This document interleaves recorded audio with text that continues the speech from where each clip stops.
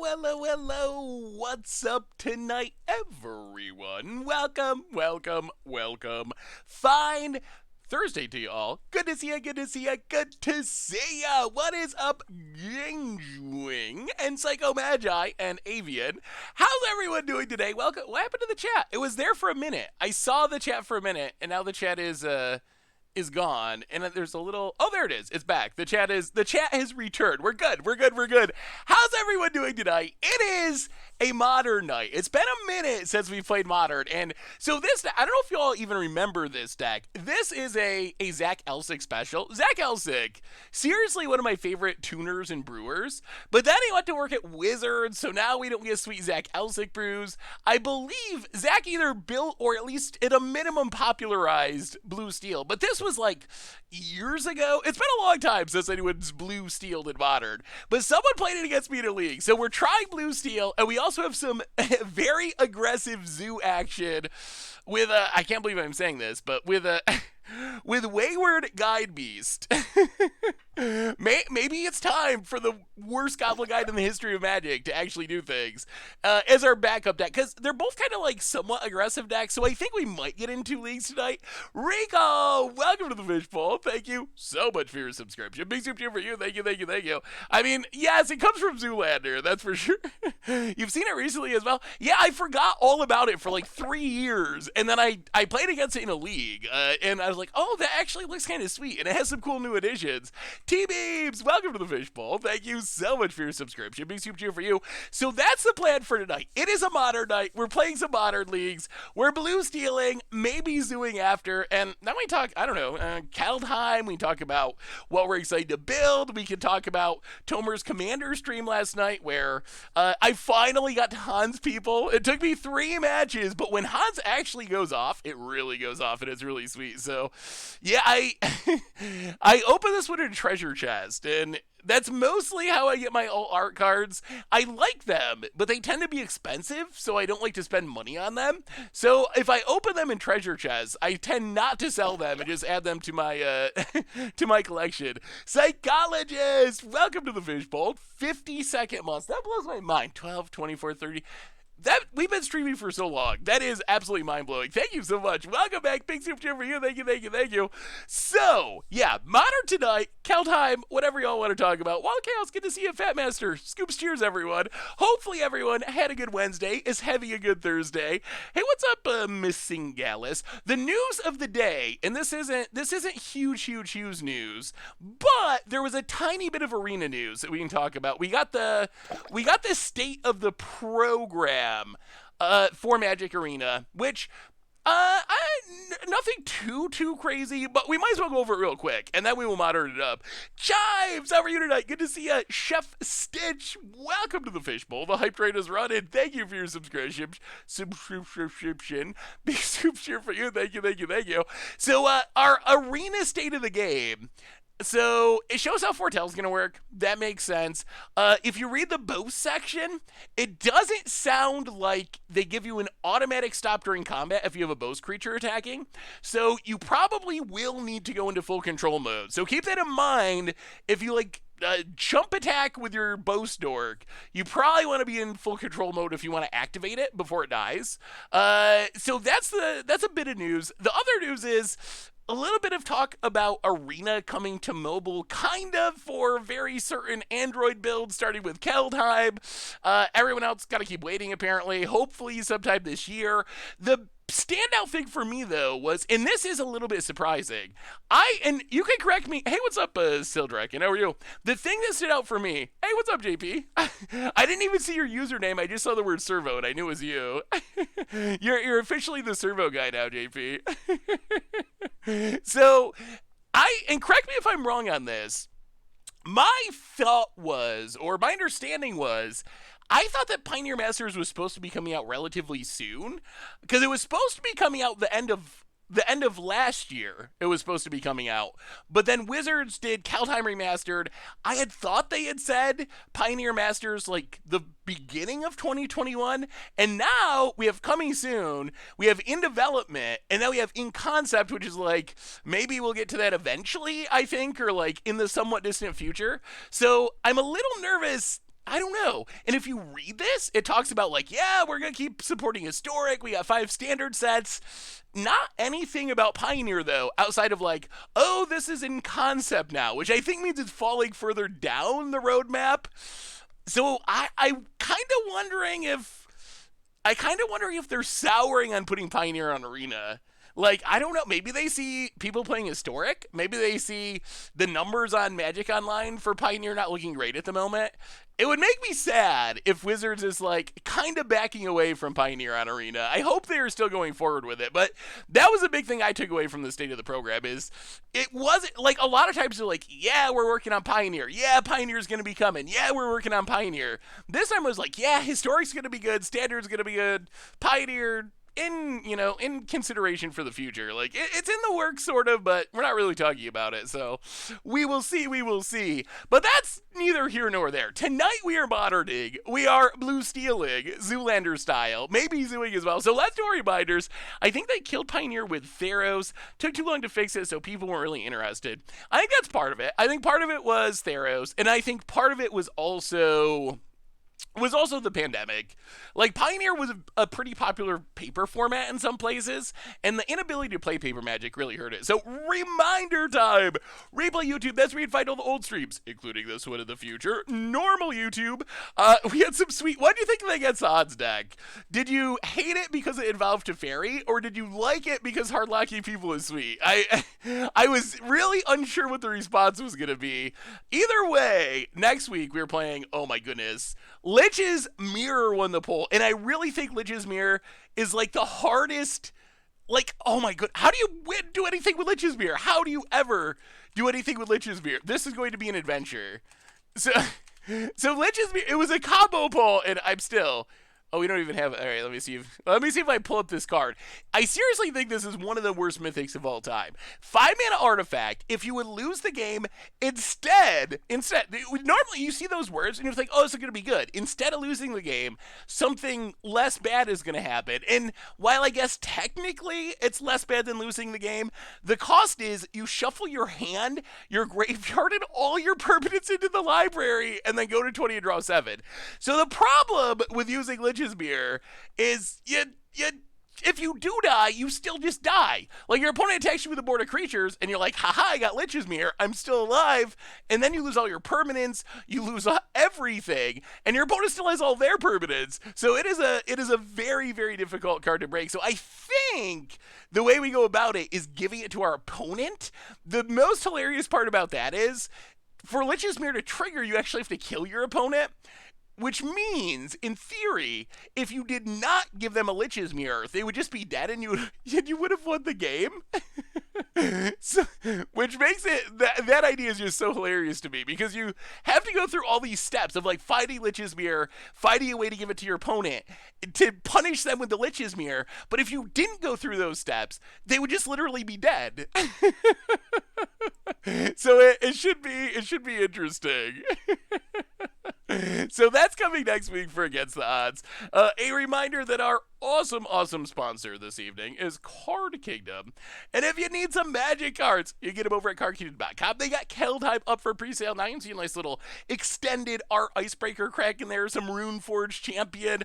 You can get those and much more, and even get a free Scoop Soldier sticker. Just let them know you want one in your order notes. They'll hook you up. So thank you to Card Kingdom for supporting the show. Otherwise, merch page, got tokens, t-shirts, playbets. Good way to support the stream and the channel and the site. The Discord is new and improved, and donations, they're always appreciated, never required. $2 support gets your message read on screen. And next week, stream-wise, last reminder, then we'll talk about the deck and start playing Magic. So, what if you, yeah, that's what you need to do, but like, Teferi's Protection isn't legal in Modern.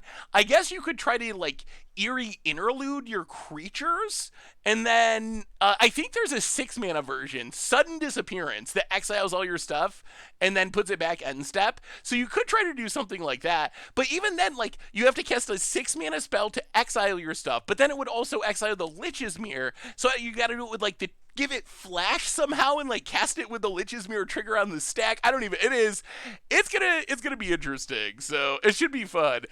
Next week, stream wise, we might be back to Monday streams. We might not. I'm waiting to figure out if we're in the early access event. I'm like crossing my fingers because technically I'm not in like the creators program.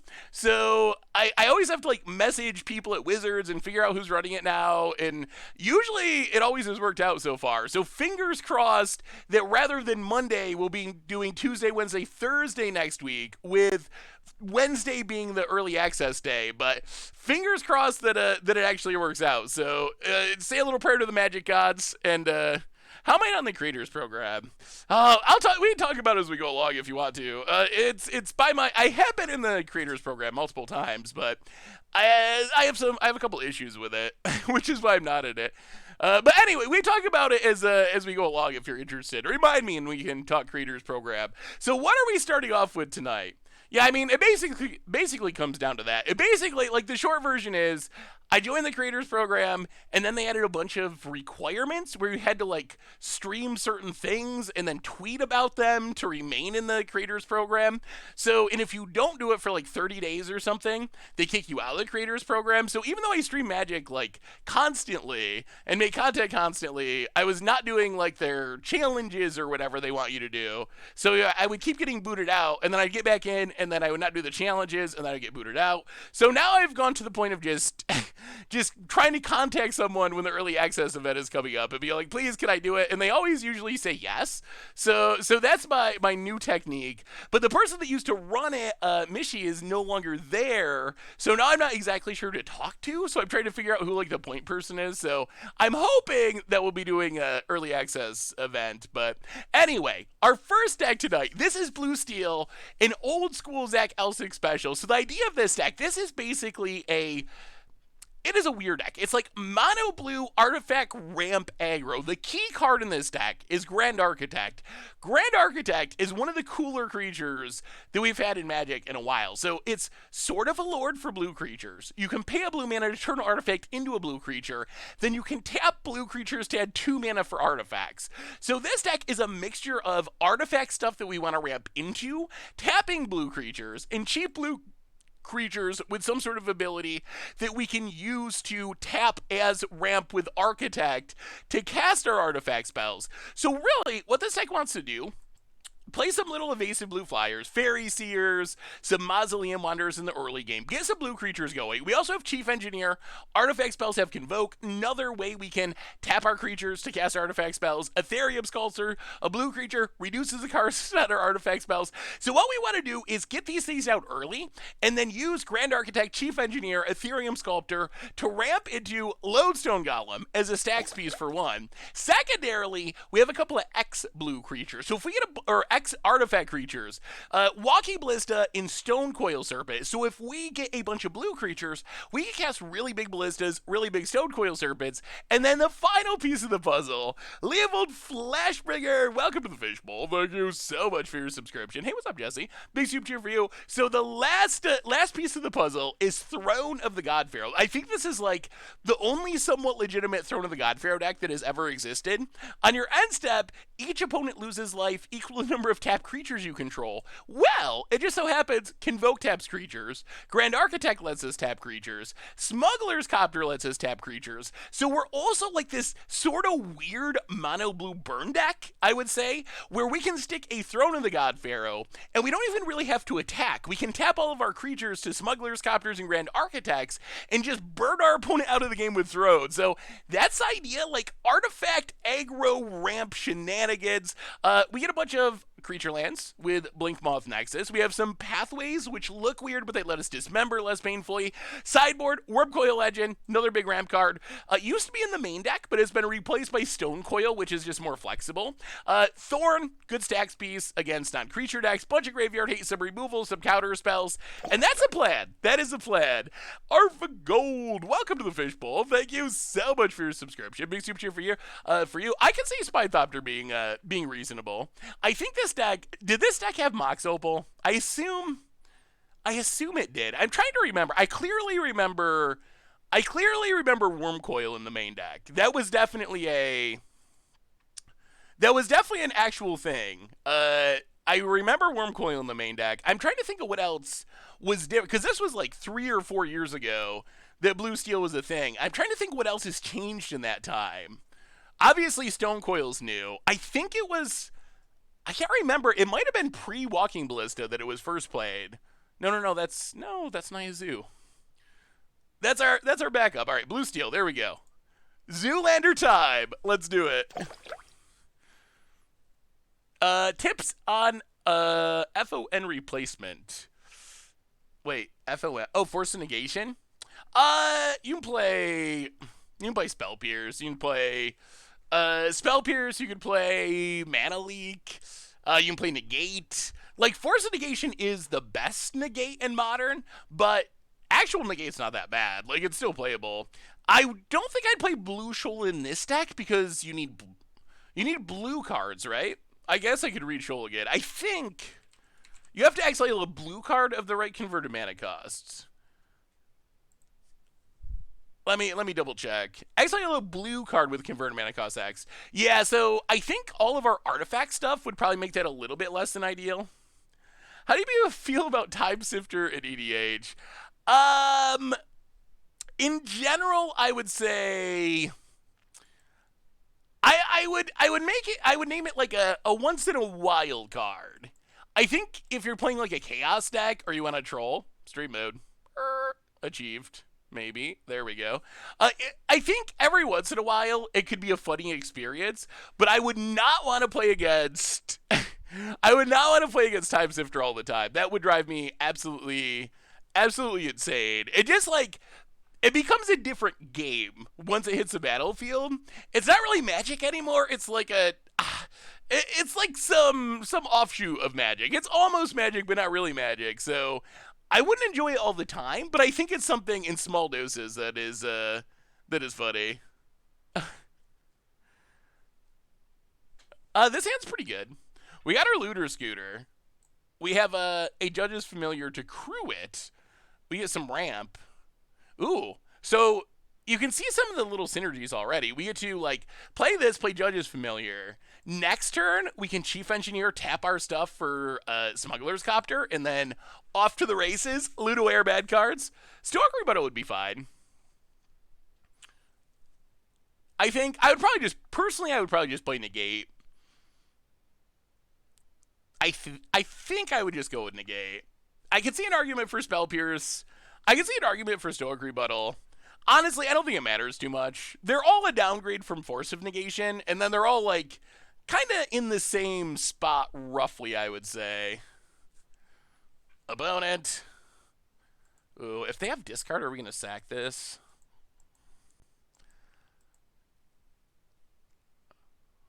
Ooh.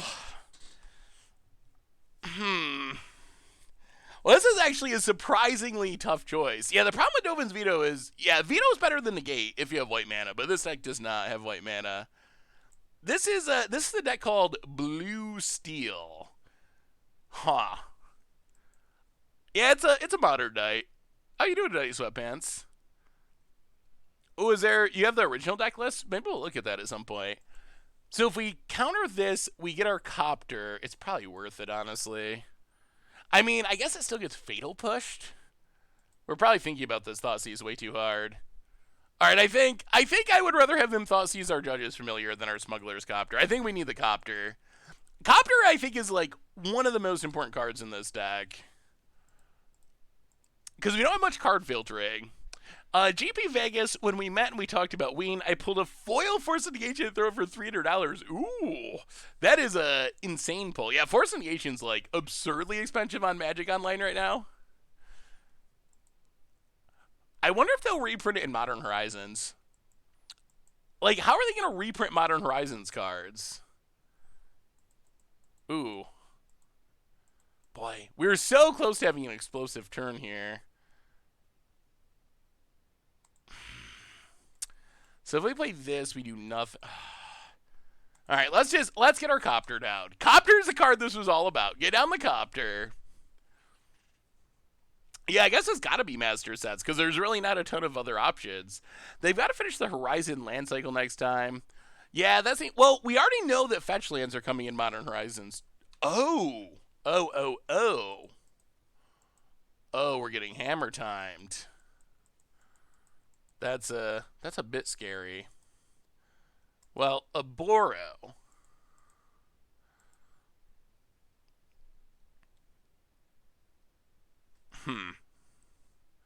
Chief Engineer.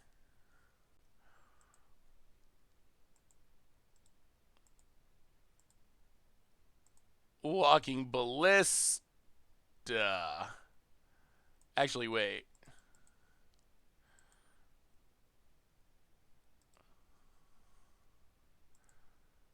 So we get Ethereum Sculptor. First.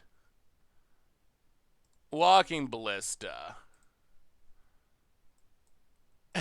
I mean, that was kind of an explosive turn. Smuggler's Copter. I mean, after all this, we still might just die, but... Well, here comes the looter scooter. Get it? That was a turd! That was a turd. That was a really good turd. Hey, what's up, General Chow? How are you? Let's salute. Well, I guess we're discarding a lodestone. Modern Horizons should be next summer. I would expect like next August. Is usually, I assume it's like when Double Masters release this year, and like the summer product slot. Yeah, I mean Hammer Time is actually like a legit modern deck at this point. Yeah, as long as they only have one hammer, then this Ballista can keep it safe ish. If they have double hammer, then all right. So they're gonna get a hammer, I assume. Yeah, there's a hammer. I mean, we will kill it. Like if they cast the hammer, we will ping the Memnite. We're not just gonna die. Foolos, welcome to the Fishbowl. Thank you so much for your subscription. Why is our opponent doing this? Big Soup cheer for you. Oh, I checked out your Twitter, MTG Old Fish. You're pretty popular. Oh well, thank you, Rudy. People like ramblings about Magic cards, apparently. Yeah, I mean, well, it resolves. Opponent tries to equip. We ping. This does get rid of our Walking Ballista, and does potentially leave us open to dying to Ink Moth. Ugh. I'll play Chief Engineer. Play Lodestone Golem. Oh, how greedy are we? Let's not attack this turn. I think we gotta leave them back to Smuggler Copter on chump block duty in case they can equip the Hammer and Ink Moth. Because if they can, then we are just straight up dead. Enlo! I have a very healthy respect. We've played a lot of Hammer Time. The problem is they can flash in the hammer, so they can attack and wait. Well, I guess that. Yeah, they can attack and wait until after blocks are declared and then flash it in. Oh. Okay, that's fine. Grand Architect. Oh! No, just kidding. No Grand Architect. We played Lodestone. On second thought, we may have stacked ourselves. Our opponent did nothing that turn. You have a Hammer Time EDH deck? Does it involve Rogok? Rogok is like super sweet for that. Would Emery the Lurker be good for this deck? I could see trying it in small, relatively small numbers. I don't think I would like go crazy with it, but well, go attacking.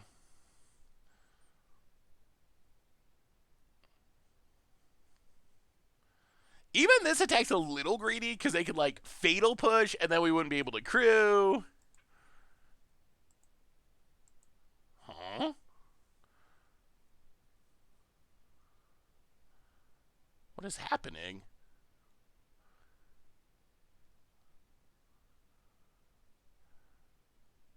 Are they jumping with an ink? Really? All right, that is a legal play. No, that was actually a decent play. That wasn't bad. I thought they were just chumping, or if they run out hammer, that would have been great. But Shadow Spear makes that a decent block. Well, can we close it out with the Lodestone? Lodestone does not get enough respect, I don't think. So, did any of you watch the Commander stream yesterday over on the Commander channel? It was actually a fun Commander game. Hans is actually legit. Actually, the real thing I learned is that cream of the crop with lurking predators. Oh my goodness. Whoo! Cream of the crop lurking predators is some real shenanigans. Hey, what's up, Elephobia? How are you? I will start slotting that into more decks because that was like so sweet. Yeah, Tawnos had many vigors. That is for sure. Hmm.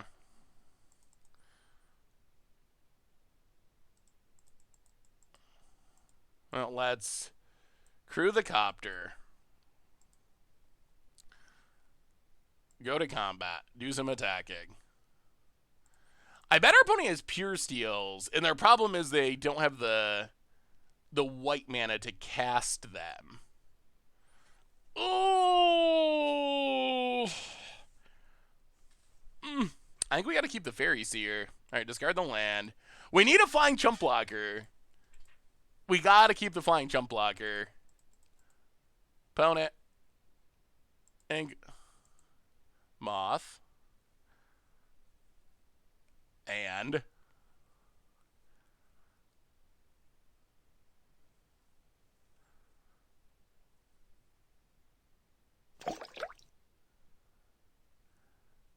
do they have another hammer?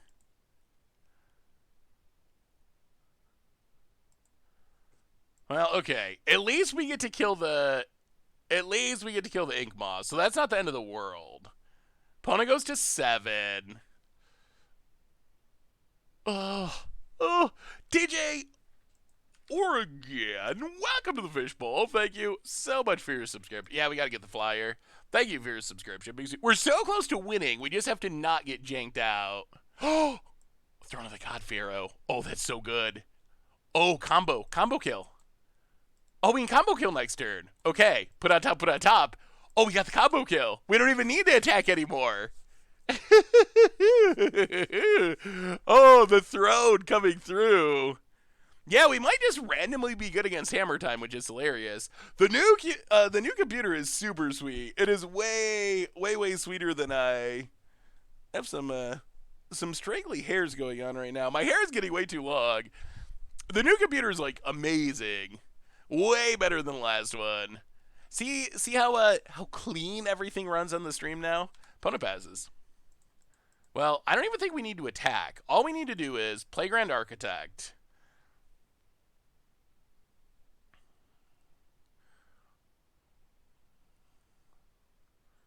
And, well, okay. We don't even need to tap our stuff and play Throne. That went really well. Whew. Yes, my beard trimming habits, I always regret it. But it always grows back. But basically, I never trim my beard. Never. And then all of a sudden, one day it'll strike me and I'll think, it's probably a good idea to trim my beard. And then I trim my beard, and then I'm immediately like, oh, how long is it going to take to grow back? I don't think it looks bad, but I do kind of miss the long, wild beard. This is a Double Masters box topper. They come in the treasure chest on Magic Online. What's a combo? Okay, so there's no like straightforward combo. Basically, what we're trying to do is use stuff like Grand Architect, Chief Engineer, Ethereum Sculptor to speed out big stone coils, big walking ballistas, lodestone golems, and then we also have Throne of the God Pharaoh, so we can tap all of our stuff to architects, to smugglers, copters, and then just kind of burn our opponent out with Throne of the God Pharaoh. So that is our main plan. I think in this matchup, this is a little bit awkward. So I think we might actually have to cut lodestones. We definitely need dismembers, and we might need force negations, and our opponent's winning with a lot of artifacts anyway, which means lodestone is not all that effective. So I think we go up force negations and dismembers. Down lodestones awkwardly. Force negation, I think, is good in this matchup. Yeah, lodestone, it taxes non-artifact spells, but Hammer Time, it has some non-artifact spells, but it has a lot of artifact spells. Kind of like Ardak, where it's like half artifacts, half non-artifacts. So I feel like it doesn't hurt our opponent that much. And we just need anything that can interact with us dying on like turn 2. Oh, that stream was actually one of the more unique streams we've ever had for sure. Ooh, ooh, ooh, ooh, ooh. One land. You know, I think we keep this. If we draw even a single land, this hand becomes pretty good. And we got Fairy Seer to find it. The newest builds of Hammer Time have got a lot more resilient thanks to Lurrus. And also like Stoneforge and Pure Seal too. So they don't. The early builds of Hammer Time tended to just lose to a removal spell. The newer builds are a lot better at not just insta losing to a removal spell. Huh. Unfortunately, these only hit instants or sorceries. So next turn we want to play this into this.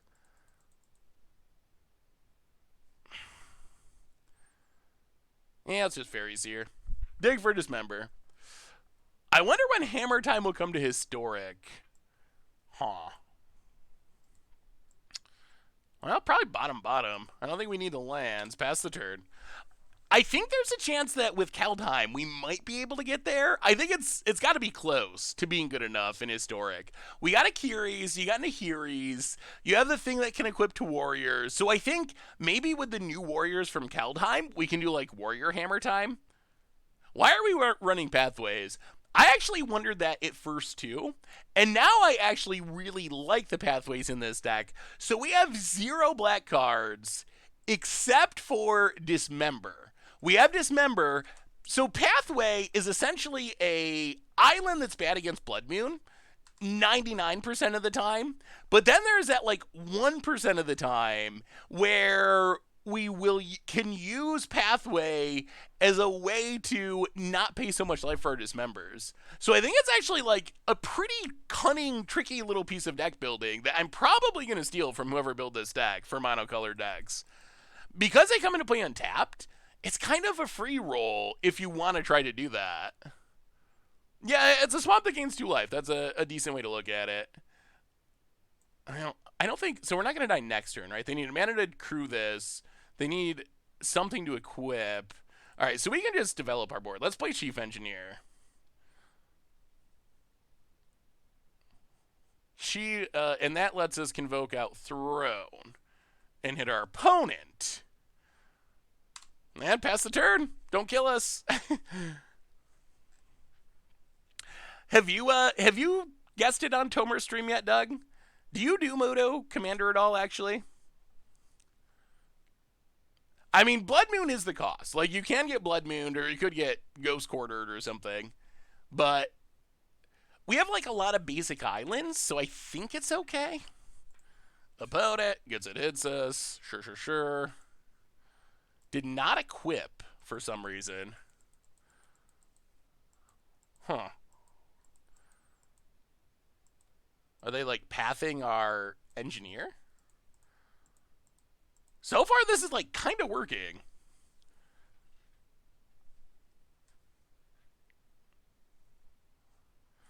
Fatal Push is worse. Now, let's play Fairy Seer. Scry. Bottom and...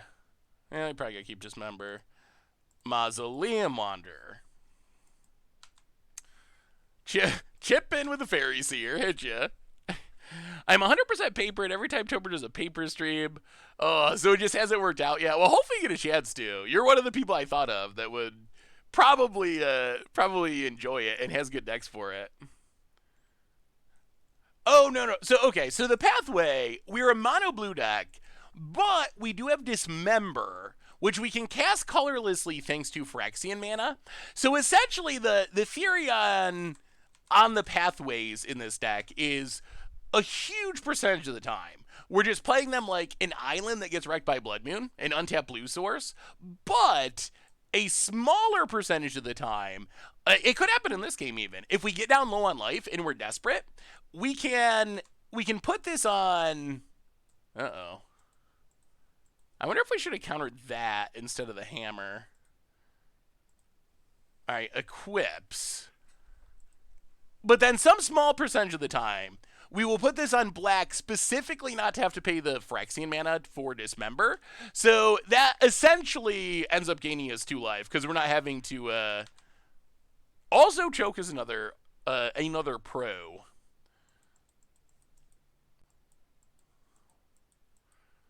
Well, I'm going to combat. Attack ya. Hit ya.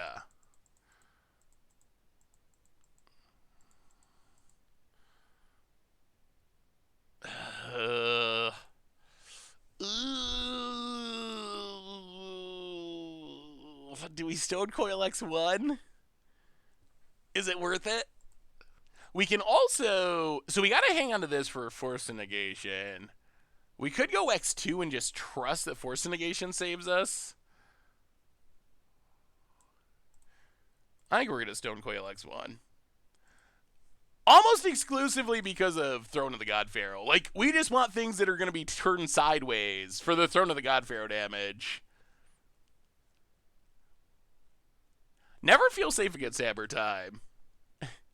This is Blue Steel, the Zoolander deck. I plan on playing my Kraven Regna deck. Solid 6, takes a while to get going, but eventually takes over the game around turn 12. I was blown away by how good Hans was. Like, seriously, the Hans game we played yesterday, I think I could have just killed someone on like turn 3 with Sylvan Tutor putting Blightsteel on top of the deck. Like, if I had wanted to, I didn't do it, but I could have taken out Tawnos and was like 1 infect short of killing anyone at the table because they had like 2/2 chump blockers. But I'm actually not sure. I'm still hey, what's up, Adra the Lord? How are you? So I'm still leaning towards taking out some of those cheap tutors. It feels a little cheaty. It just feels too easy with Hans to be like, oh, I just got a worldly tutor and now I killed you. Hey, what's up, Magical Objects? How are you? It was pretty funny how many people voted for Tomer to kill himself when he was asking who he should kill. It was definitely a blast to play, though. And Cream of the Crop was like spectacular. I'm gonna definitely experiment with Cream of the Crop in more decks.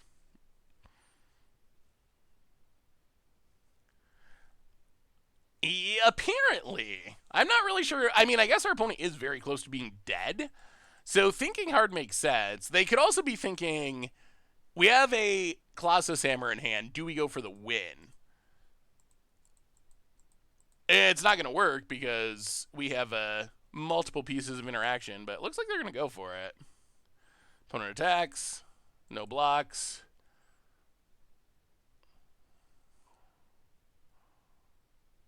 Colossus Hammer.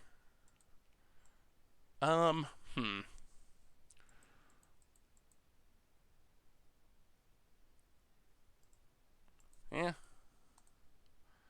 Force Negation. Sideboarding. Paying off. And is that game? That's game. Taking down the Hammer Time. Oh, we stopped him. All right. Well, that actually went pretty well. I am always scared of Hammer Time. What is the scariest deck in Modern to play against? Yes. Do we have a? I wonder if we have a command that goes. Hey, yeah. There is a command for the Commander YouTube. Yes. The replay video is up on the Commander YouTube. Yeah, let's keep it going. Oh, here's something. So this is a deck that it's named after Zoolander, obviously. What is the what is your favorite, or in your opinion, the best of like the '90s slash early 2000s comedy movies? So thinking like the Zoolander, Adam Sandler, Chris Farley, Will Ferrell, like that era, that time period. Dodgeball was pretty funny. Dodgeball was actually really funny. I've never seen Van Wilder. I don't think. I mean, Big Lebowski is great. I almost don't consider Big Lebowski a comedy though. Like, it is a comedy, but it's like a good movie. It's not like a. I don't know if that might be coming out wrong, but like, I don't really consider Big Lebowski in the same genre as like Tommy Boy or like an Adam Sandler movie or something. I feel like those movies are just like purely funny when like Big Lebowski is like an actual like work of art that also happens to be not that the comedies aren't a work of art, but you know what I'm saying? Like there's I see a difference there personally. Happy Gil Happy Gilmore, yeah. I haven't watched I haven't watched a lot of Adam Sandler movies recently, so I'm curious how funny I would find them now. But man, when I was like a in high school or whatever, the Adam Sandler movies I thought were like the funniest thing. Oh, Dumb and Dumber is so funny. That was maybe my favorite. Oh, Anchorman would I think count. That's probably the later end of that era, but Anchorman's really funny too. Really, really funny.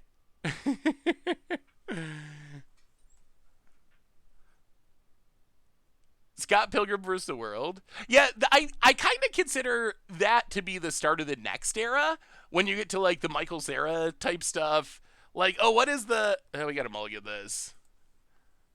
Like Superbad. Superbad is also really funny, but I don't really. I kind of think that's like the start of like the late 2000s slash 2010 decade. I don't know, maybe it's an arbitrary distinction there, but like Superbad and some of those movies are really funny too. Or like um The Hangover and stuff like that. Like I feel like those are more like the start of the next era. Well, this sounds not exciting, but we're gonna try it. Will Ferrell into Seth Rogen. Yeah, you had like Chris Farley era into the like the Will Ferrell era into the Seth Rogen era. That's a pretty good way to look at it, I would say.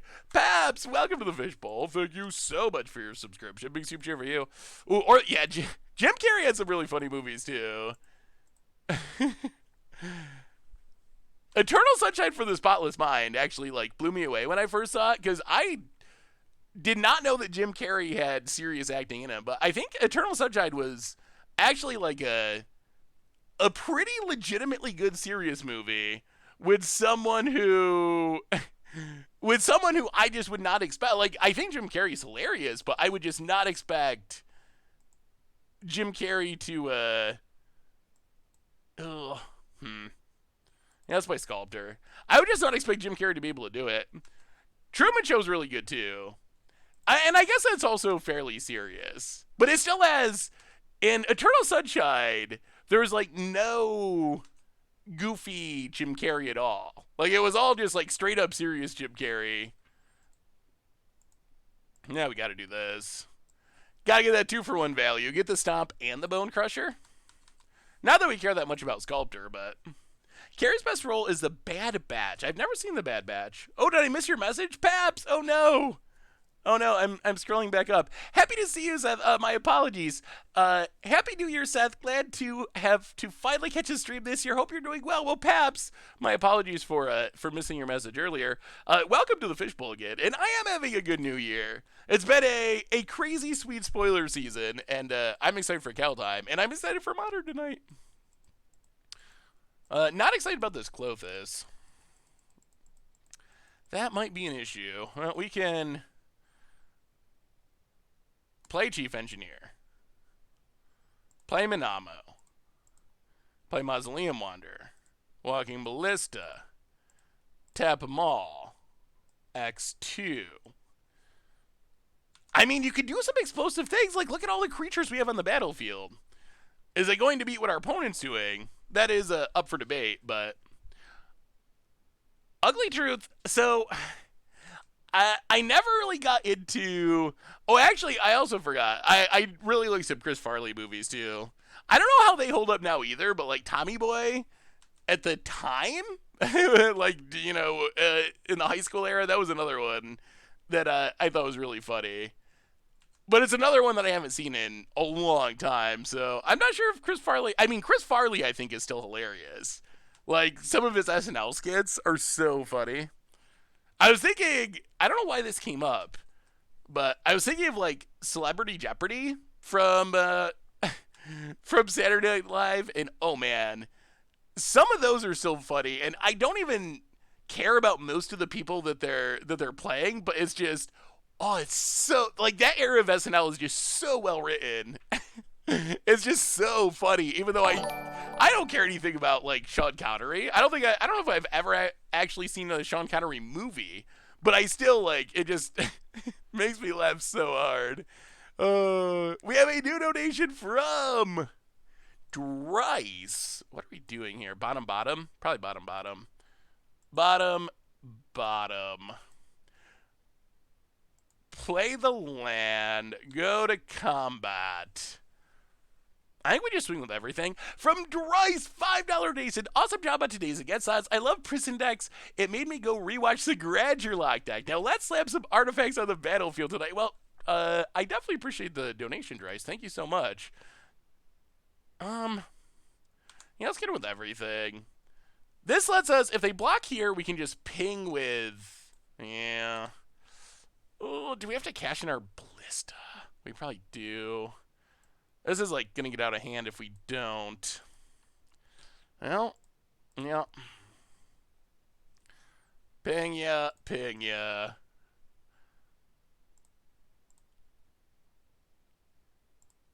Sack ya. Oh, more lands. I feel like our deck's a little airy sometimes. Hey Seth, have you ever played Hellcarver Demon and Against Odds? He looks so janky. I don't think we've ever done Hellcarver Demon. Although the one of the new commander cards. I guess we didn't talk about the new commander cards, did we? We did a spoiler video, but oh, that's a lot of creatures. Bloodbraid, Seasoned Pyromancer. Should Bloodbraid be banned? Again. Actually, oh, we're so dead. It's actually kind of funny that Bloodbraid ever was banned because it's solid. Like, you're getting like 7 mana a lot of times for 4 mana, which is good, but it's like so fair compared to most of the things in Modern. Oh, not going to be enough. Yeah, I think we're just dead now. So you get the Grand Architect. 2, 4, 6, yeah. And there's a Klothys. Well, let's chip in with the Flyers. Chump, chump. 3, 4, 5, 6, 7. Chump, chump, chump. Yeah, we're super dead. All right, yeah. Yeah. Dead. I don't think there was anything we could do about it. Oh, Shaun of the Dead was really funny, too. We are losing to Judd. However, that was before the Wormcoils came in. Now that actually, it's not Judd. I think it's green red like Panza mid range. So technically not losing to Judd, but similar. Now we get the Wormcoil zone. Wormcoil seems great in this matchup. Could maybe bring in a Dismember. What would we cut though? What would we cut? Stonecoil's good. And maybe we go like 1 Dismember and go down another Sculptor. Let's try it like that. Good enough. Do you think Jund is a player with a new Tibalt Cascade stuff? I think it'll be interesting. It sounds like... It sounds like Richard was talking about trying it. I'm not sure how big of a difference that makes. I'm more excited of like cascading into Tibalt and so forth than just playing it fairly in Jund, but it still might be worth it. What is my favorite movie that is so bad it's good? So like an Ed Wood movie or a MS3TK movie.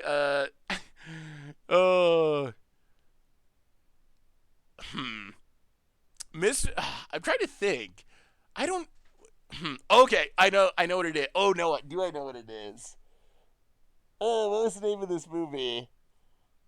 It was like a race around the world. It was a incredibly, incredibly forgettable comedy. Rat Race. Rat Race. I am embarrassed to say this, but I believe that Rat Race is the movie that I've seen the most times in the theater. I want to say I don't know why, but I swear that when that came out, I saw it like 5 or so something times in the theater. So I guess that wins. I mean, I guess it's kind of funny. I mean, so Mystery Science Theater 3000. The movies themselves, do I like them? Not really, but they're obviously MST3K is super funny. The other night, I also remembered MXC. Did anyone else watch MXC? I, I apparently it's on Prime now. I think I don't know why it popped into my brain, but it did for some reason, and I don't know why that still makes me laugh too. I watched a couple episodes because it's been so long since I'd watched them, and I put it on, and it was it was actually still pretty funny. It like still made me laugh. It's like an overdubbed '80s Japanese game show, and it's overdubbed, and it's just ridiculous. some of the some of the things people do. Oh, Guy Ledouche. Didn't Fall Guys rip off one of their games? Oh, they very well might have. I never actually played Fall Guys, so I guess I don't know for sure. But that seems possible. Smuggler's Copter. This ends fine. Next turn we can actually potentially have a pretty good turn. If nothing goes wrong, we can Grand Architect, tap both creatures, Lodestone Golem, accrue Smuggler's Copter, loot away a land. Like those are the turns this deck is going for. Like that's the deck working at its best is when stuff like that happens. No Pili Pala, but we also don't really have a payoff for infinite mana. I think that's. I mean, I guess we have Walking Ballista, which I guess we do have a payoff. Eh? I mean, I guess you could play Pili Pala. But no, this isn't a Pili Pala combo deck.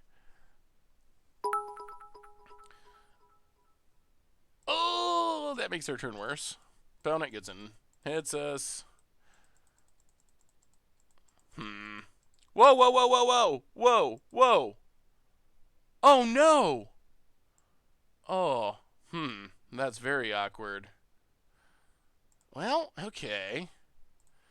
I would have liked to attack with that Smuggler's Copter, but I guess it was not meant to be.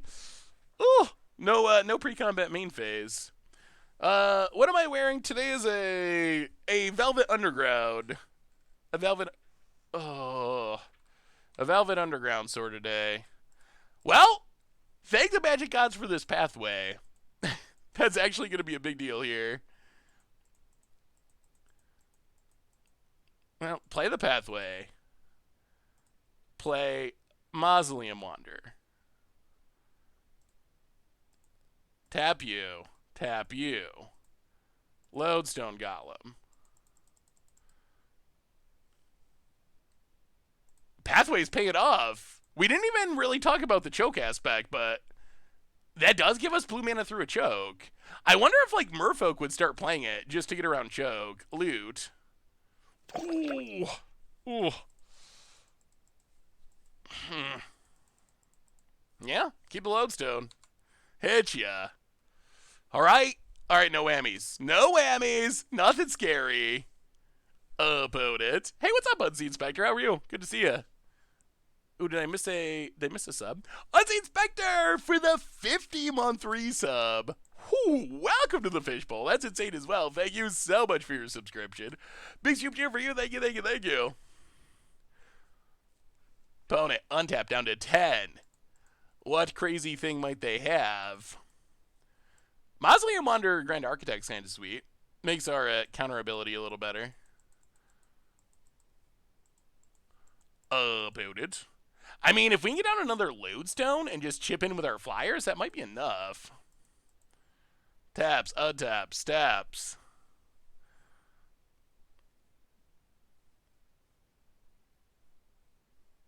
About it. Taps.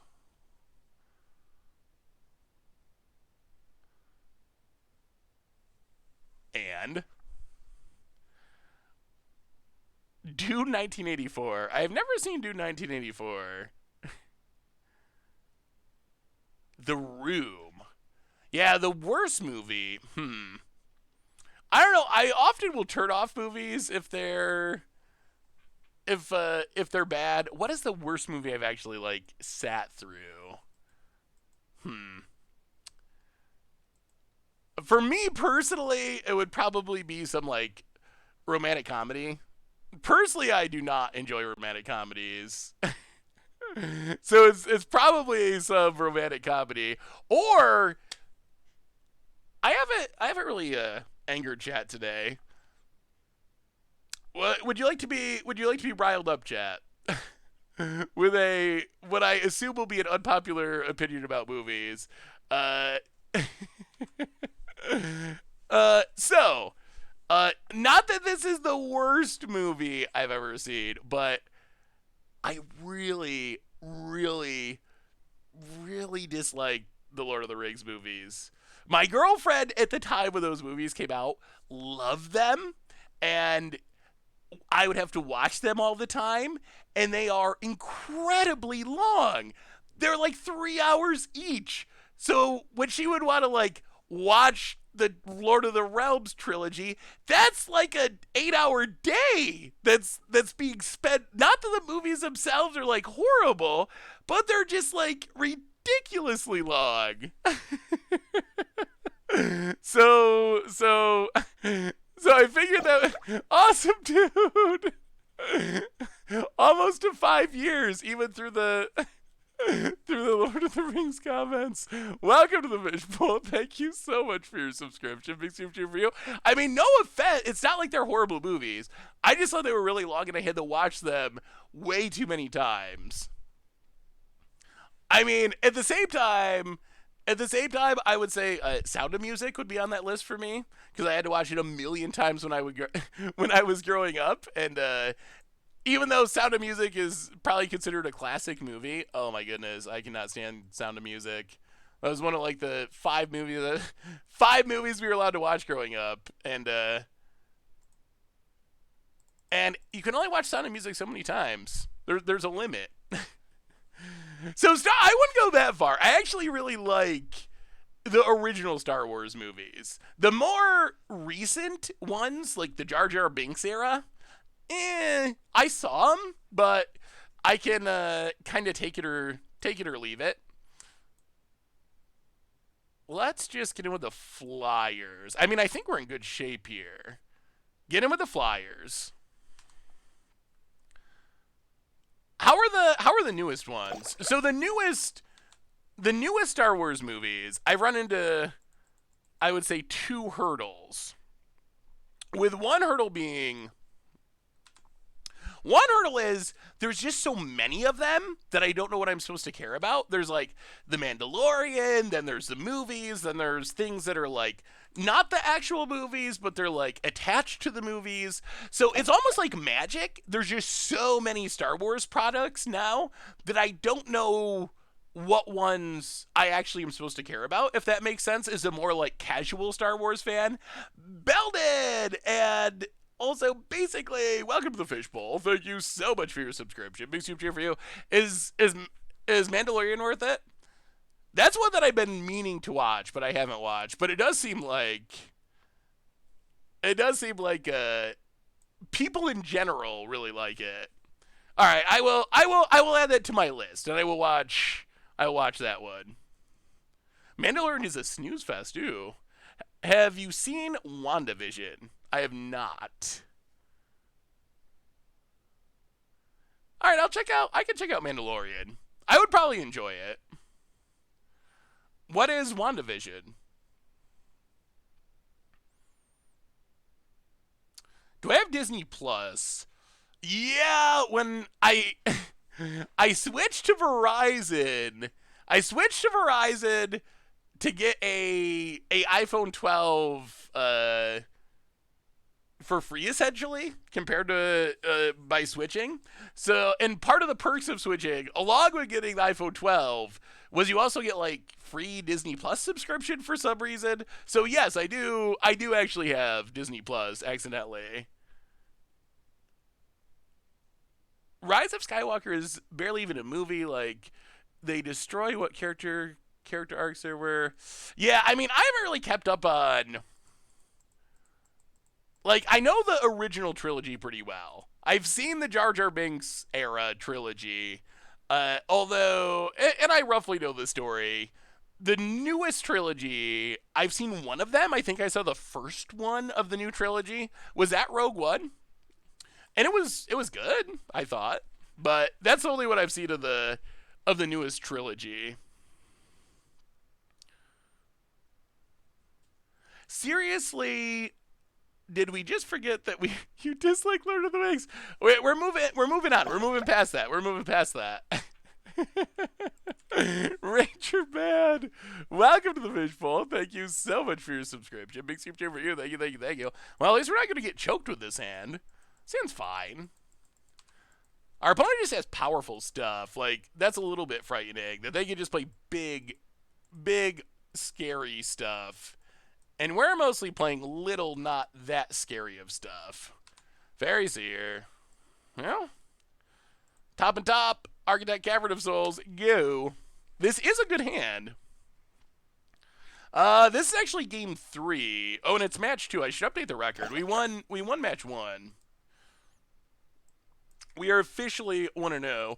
We have a bunch of gift subs coming in from Dog of Myth Project. Going to Project X77452, Meyer, Cosmic Andy, Foolish, Sogos. Welcome to the Fishbowl. Thank you so dear. Thank you so much for your subscription. Big super cheer for you, and thank you, Dog of Myth, for handing about. Okay, so you heard one of my unpopular movie opinions, which is not a big. Wow, this is a fast start. Not a big Lord of the Rings fan. All right, chat, your turn. What's something that most people like that you do not like? What is your unpopular opinion as far as movies or whatever, music, magic? Not a fan of the. I like The Office. Oh man, don't get me started. Oh boy. Oh, if you did not like my Lord of the Rings opinion, we probably should talk about Godfather. Okay, you want my honest Godfather opinion? Honest Godfather opinion. I watched like half of the first movie and it was so slow and boring. I turned it off and didn't get any further. And this was a long time ago. I would probably appreciate that was like 10, 15 years ago, and I would probably have more appreciation for it now than I did at the time. But at that time, when I tried to watch it, because it was like the greatest movie of all time, I got through like half of it. I was just like, why would I even care about this? It's just a bunch of people talking. It's been like been at this wedding for like an hour and a half. What is going on with this movie? I definitely do need to give The Godfather another shot because I do like I really like Sopranos. Not that that's a exact comparison, but I like serious TV shows and movies. So it might have just been I was watching it at a time when I couldn't fully appreciate it. But well, Blink Moth, Chief Engineer, Stone Coil. That was a cute little turn. I like the little explosive things this deck does. Donnie Darko and especially A Clockwork Orange, both terrible, and I'm a huge Kubrick fan. Johnny Darko, I don't know if I'd say it's terrible, but I never really got into it. I knew some people that like swore that was the best movie of all time. Hey, thank you, Galapu. My voice is kind of controversial, so I appreciate the voice compliments. Other people don't. Some other people don't like it. On the other hand, I've never watched Big Bang Theory. I mean, I've seen bits and pieces of it because lots of people watch it. I like Clockwork Orange though. I don't think Clockwork Orange is terrible. Have I seen the original Highlander? I have not.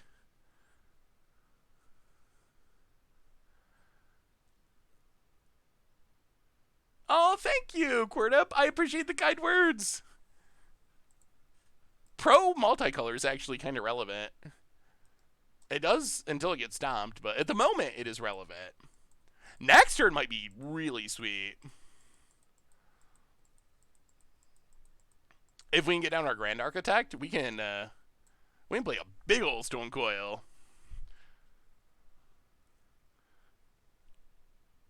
I what's the best Sean Connery movie? Like, I'm actually not convinced that I've ever seen a Sean Connery movie. Hunt for Red October. Maybe I saw that a long time ago. Was Sean Connery in a?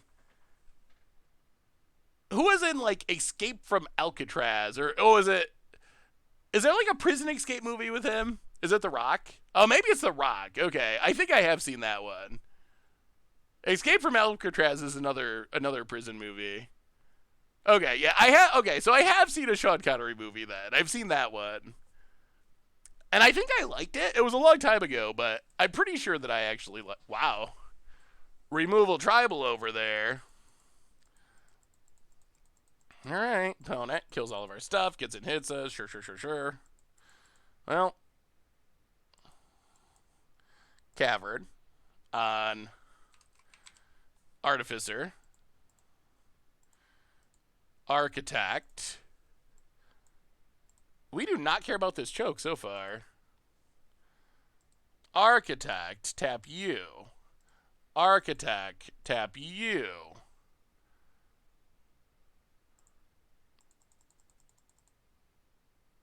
Stone Coil X4. Pass the turret. Shut down that offense. Oh, if we get Glory Brought, we're probably dead. Glory Bringer or something would be really bad. Lead of Extraordinary Gentlemen. I've never seen that one.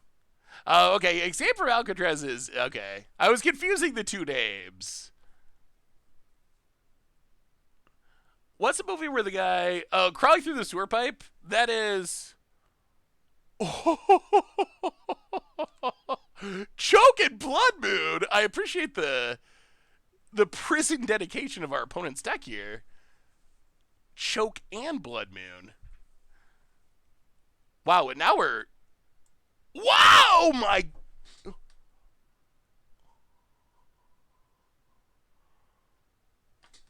Wow, what a hand. What a draw. What a draw.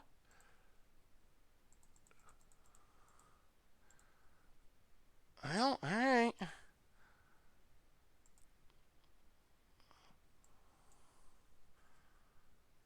Jeez. 3 removal spells, 2 lands. That is quite the hand. Huh. Well, now we just no lands are relevant.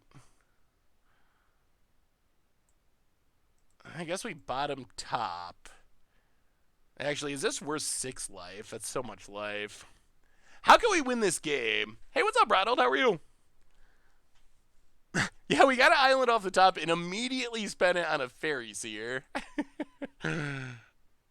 So opponent's going to attack, hit us for 4, down to 10. Dismember is going to cost us 6, down to 4. And then we're attacking with a Copter and chump it. Oh. I mean, we can cast it, and we can't cast anything else in our deck, so. Or much else in our deck. Oh, that's unfortunate. Unfortunate. Opponent goes to combat.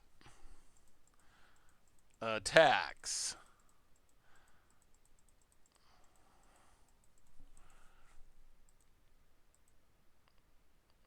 I mean, we got to kill our opponent, though. The issue is our opponent can play stuff, and we can't. That's the biggest issue. Oh, is it worth cashing in our looter scooter?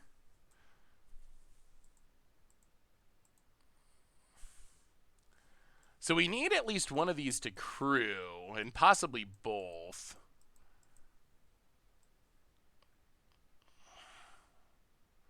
Opponent also still has, like, infinite mana at the moment.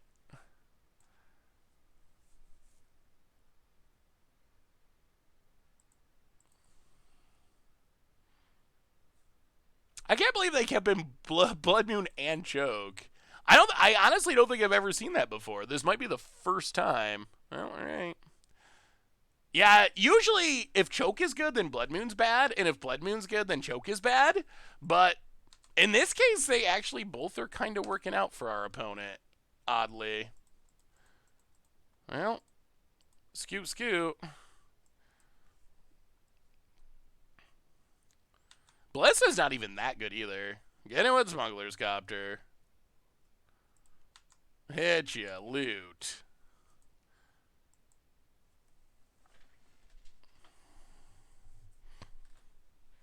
Well, discard Dismember.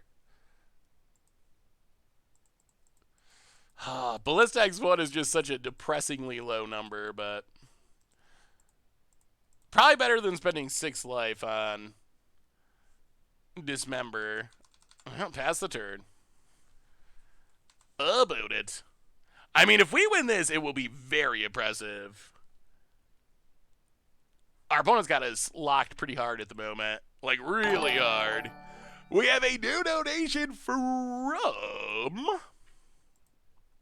McIntyre, $5 donation. Hey Seth, thanks for all of your hard work during Kaldab spoiler season. With Foretell being such a prominent mechanic, do you think that Drannith Magistrate will see play in Standard? Maybe. Although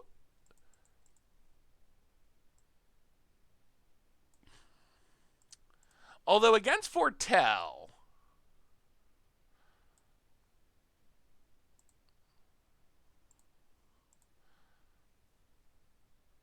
well, chump and click. Thank you so much for the donation. Although against Foretell, hang on, instant?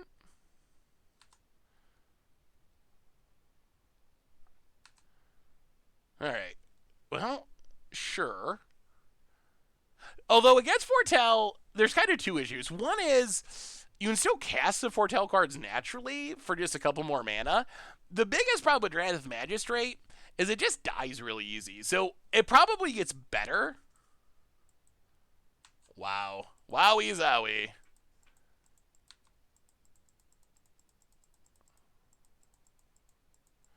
Yeah, it's never going to get cast. I think we're dead now. I think they... Removal spell number 4, I think, is going to get it. Well, plus Choke and Blood Moon. And somehow drawing 2 lands in the first 12 cards. Oh. Hit him to 9, and then we die. Yeah, we're just... I think this is actually literally over, but we'll see. We won't scoop yet, but it is... we are just locked here. Well, the problem is, so Choke doesn't... We were not scared of Choke, but Choke plus Blood Moon is actually really good. Choke is shutting down our blue mana, and then Blood Moon is shutting down the rest of our mana, and now we're just doing nothing? Like, we're just stuck? Hey! Yeah, our mana base is built where Choke is not an issue, but... Well, hit ya. Yeah, we can't cast anything, so we can't win the race. Hey Seth, longtime YouTube follower, first time catch you live on Twitch. Love the content. Well, Doretti Spaghetti, I appreciate it. Welcome, welcome. Thank you. If this was only one bigger, then we'd be stonewalling this Bone Crusher. At some point, we're gonna have to make the trade. Ugh. Yeah, I guess this is the turn. Utopia's Brawl. Oh. Boy, that would win the game if we could get it down. Oh, I think if it was either one of these enchantments, we would be winning this game, but the combination is tough. Love the new against the odds. Ice Scepter is one of my favorite cards. I had a casual deck that used Scepter plus Vital Fortune and Platinum Angel. Ooh. I remember that being wasn't that a combo at one point in like Extended a million years ago? I kind of feel like that was an actual deck at one point, but that sounds really sweet. Favorite movie I've ever seen? Oh, Bloodbraid, Arbor Elf, and we scoop it up. Oh, well, good stacks, an opponent. Good stacks. Oh boy, that was a brutal one. Yeah, but that's why you put powerful sideboard cards in your deck, because you draw them at the right time in the right matchup, and you'll win the game.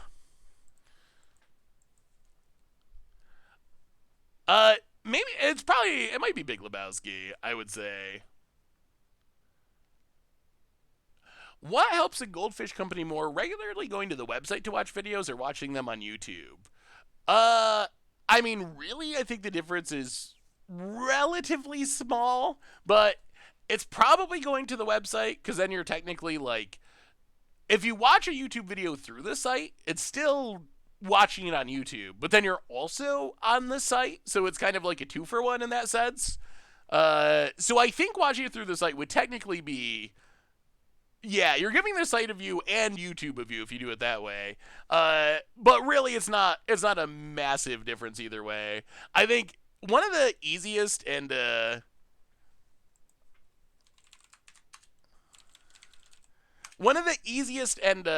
freest things you could do to support the site is, especially YouTube, is just like leaving comments on stuff. YouTube really cares about that.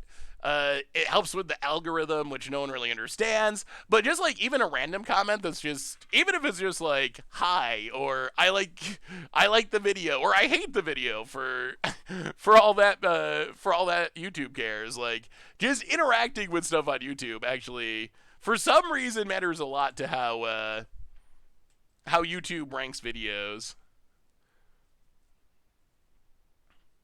There's no ads on the website, so you still get the YouTube revenue. Yes. Wait. I mean, there are some ads on the website, but yeah, a YouTube view doesn't really care where you view it from.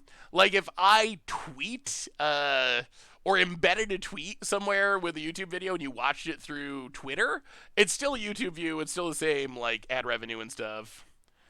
Looking at ATO for next week is all about forcing a Moto fail. Is it going to force a Moto fail, do you think? What do you think's going to happen? Well, I guess question one is, do you think it's actually possible? Do you think it's actually possible that we will pull off the combo? That's number one. And how do you think Moto will handle it if it does happen? Like, does Moto just break? Okay, so we had a poll for combos that don't win the game but draw the game in Modern. So that was last week's Against the Odds poll. Combos that that draw the game. And the winning combo, people went with the hardest possible one, which is Lich's Mirror, donate it to your opponent with Harmless Offering, and then you have to kill your opponent somehow in a way that they will keep dying over and over again to the Lich's Mirror. So essentially, like, here's how it could work. And I don't know if we'll actually play this build of the deck, but let's say you get Lich's Mirror, you Harmless Offering it to your opponent, and then you kill them with Infect damage. So what's going to happen in that scenario is opponents comboing off with some 2-drops, eh? Gonna Wow. I mean, what a turn for what is going on over here. So then double Inquisition. That's pretty bad for us. So what'll happen is your opponent will die. thanks to the infects damage, which will trigger Lich's Mirror to make them shuffle all their stuff in, go back to 20 life. They go back to 20 life, but that doesn't really matter because they'll still have 10 infect counters, so it'll trigger Lich's Mirror again, and that'll trigger Lich's Mirror again, and it'll trigger Lich's Mirror again, and it will just keep triggering Lich's Mirror until the opponent is dead, essentially, is what the idea is.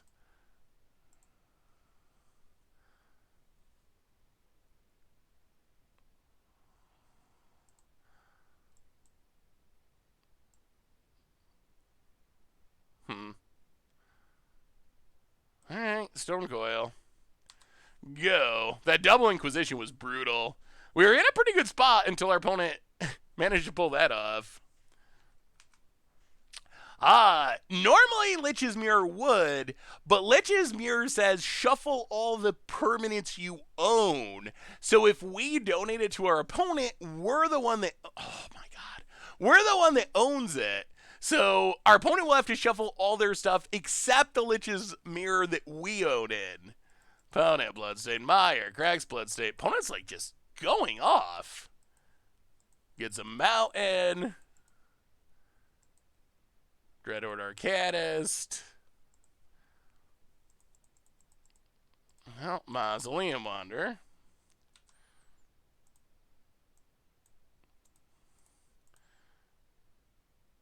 Hit our opponent.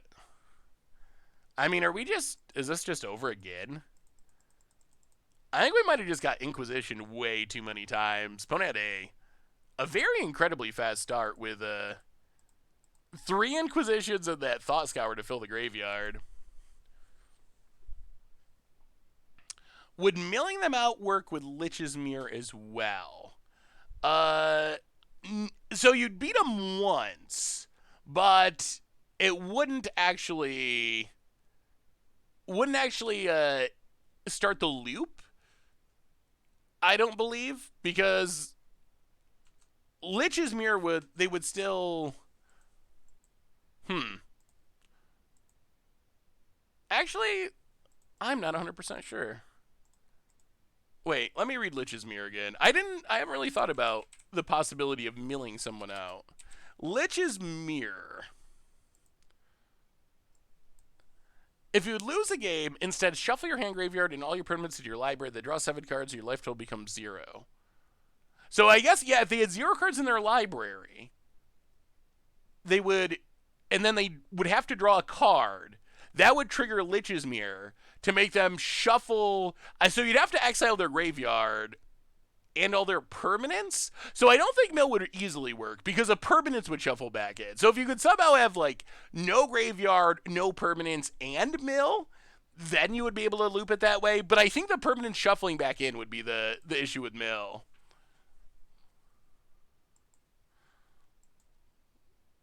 Now, attack our opponent.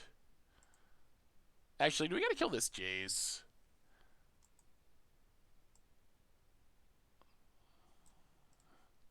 Now, attack our opponent, attack our opponent. Hit ya. About it. Yeah, no, we know that Lich's Mirror with Harmless Offering is what won the Against Odds poll. As far as what the actual deck is going to look like, I am not sure. Hey, what's up, Letzy? Welcome to the Fishbowl. Good to see you. Thank you so much for your subscription for the 22nd month. Big super cheer for you. Thank you, thank you, thank you. Oh, yeah. Yeah. That is the draw we needed not to have happen. Flashback kills our stuff. This, yeah, all right. Well, yeah, that is exactly what we needed not to have happen. Disappointing. Well, this seems like a good Soul Guide Lantern matchup. And Thorns seem like it could perhaps slow our opponent down a bit. Judge's Familiar, out. Ethereum Sculptor, out. Throne. So I think the issue with this deck that we're running into, it does some very cool explosive things. It just has a very low power level. I think that might be the the biggest issue that we're seeing is just like the overall power level of the deck is just not very high. So if we get a cool synergy start, we can do some very sweet things. But if it becomes a fair game, our opponent's just playing 6/6s and we're playing 1/1s, which is tough. A tough battle to fight. Well, all right. Soul Guides and Thorns. Run it like that. We get to play first. How many times will we be Thoughtseize this game? Hey, let me see, Daniel. Yeah, I mean, this is really the epitome of a not 2020 deck. This is a 2017 deck without really any 2020 stuff going on. Deathbellow Nexus. Ooh. Opponent has a Lightning Bolt.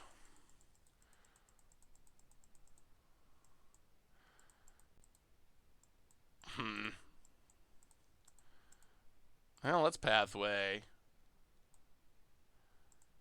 And, yeah, I guess we just Thorn. Pass the turn. That looks like an interesting idea. So what is the tutor package? So Terror of the Peaks and Quakebringers? I mean, that definitely looks like a sweet idea. I might play more Terror of the Peaks. Kingo Sharks, welcome to the Fishbowl. Thank you so much for your subscription. Big super cheer for you. Thank you, thank you, thank you. Apply this tax until the situation improves. That's basically the idea at the moment. Now play Blink Moth.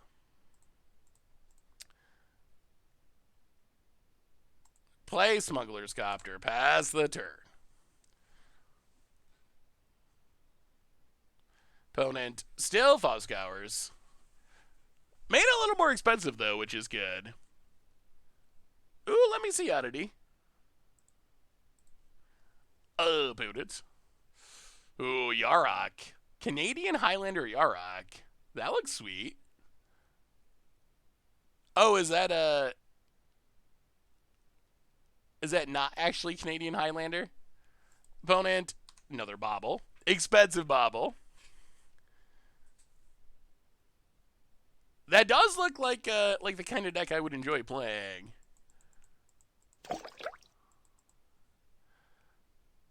I'll play the Islet. Play a Grand Architect. Play the Fairy Seer. Do some scrying.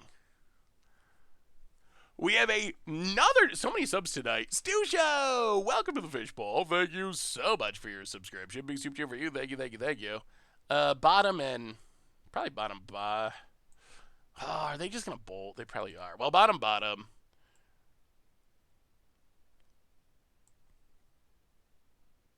I mean, there's not really a reason not to attack. We can't not attack with our stuff because they could draw, because they could have a bolt. Well, Copter, they have a bolt. Ooh, we needed that looting. We needed that looting. Yeah, bolt number 40. Pass the turn. Opponent.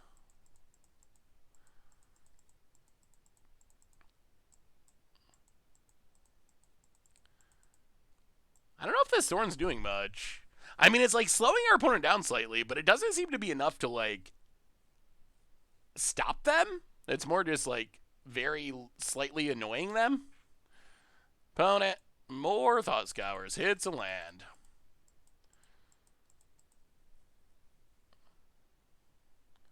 And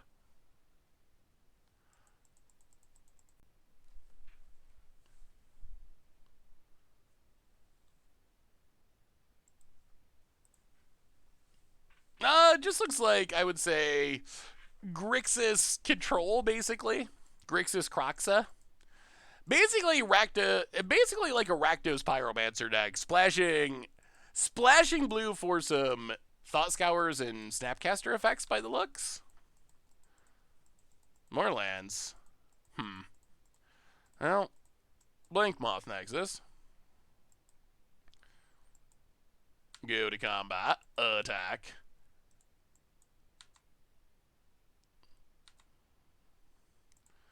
Well, might as well pump the Blink Moth. Hit ya. Island. Go. I mean, opponent is down to 10. We're fighting, and the Thorn is slowing our opponent. Gains some life back up to 13. Draws a card. How could this be blue steel if there isn't a picture of Bed Stiller from Zoolander somewhere on the screen? Oh, yeah. I mean, copyright. You got copyright issues. About it. Tapping a lot of mana. Oh, jeez. All right. Well, that's a good one. More removal.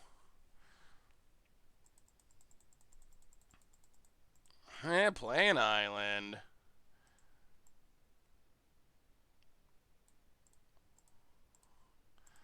Oh, well, we got to give our opponent something to Fatal Push, right? Let's play a Stone Coil. I'm actually kind of wondering if... I'm wondering how much different some of this would be if, rather than Stone Coils, we were playing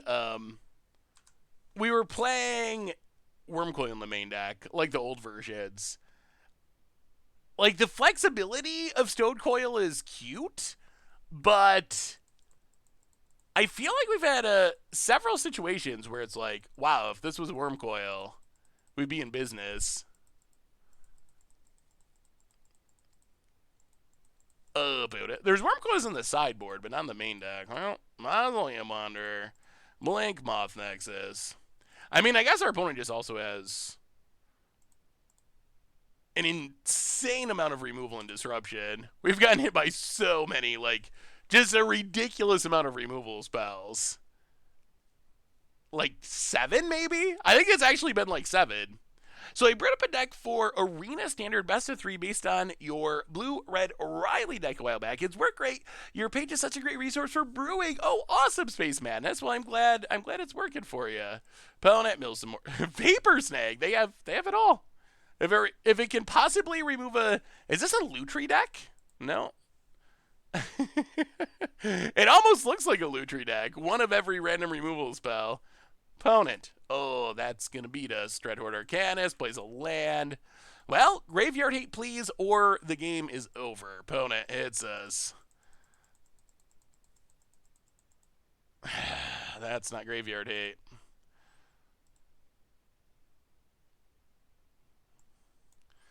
Well, fire Blink Moth. Turn on Blink Moth. Go to combat. Attack you. Pump you, hit you, but sadly, now the Arcanist gets to kill our stuff. Oh, we actually made this super close. About it, draws, untaps. Kaldheim preview stream next week. Hopefully, I've been trying to get in touch with someone at Wizards and make sure it is on. So that is my plan, but that is a pending Wizards approval, I guess. Opponent, Lightning Bolt. Kills our Mausoleum Wanderer. Hits us. Oh, yeah, that graveyard is very full. Very full. Lurrus. About it. I mean, if they don't have anything... Oh, they have something. They have something. Draws a card. Well, play Fairy Seer, I guess. Scry. Bottom.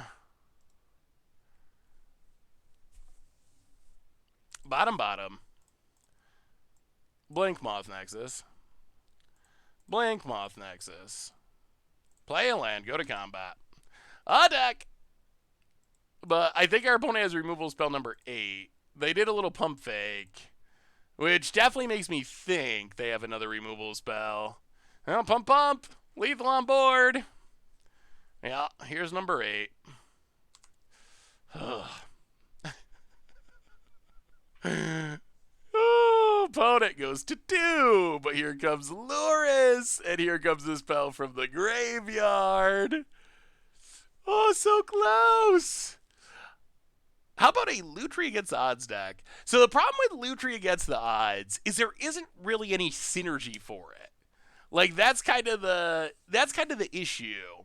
I think it would be fun, but because Lutri only makes you play one of everything, I don't think it's really super possible to have like I don't know. Every Lutri deck I've ever seen and can imagine is just like since you can only play one Fatal Push, you play one Fatal Push, one Lightning Bolt, one Blood Chief's Thirst, and one whatever. Just figure. So I'm not really sure. I'm not really sure what you can do with it. The like combo aspects are pretty much non-existent, I think, by how it's worded. It's been a while since I've ever actually read Lutri. Opponent, gonna go to combat, gonna flash stuff back, etc., etc. When it enters a battlefield, if you cast it, copy an instant or sorcery. So you can't do any of the like Nehru Miha combo shenanigans because of that. Opponent, Kroxa, hits us.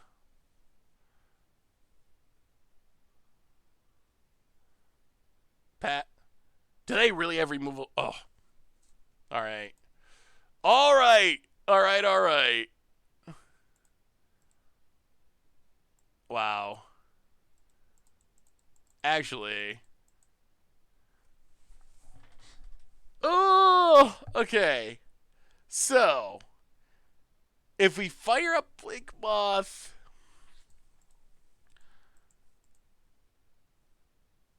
Alright. I think we can have lethal in multiple ways. So turn on Blink Moth. Yeah, let's do it like this.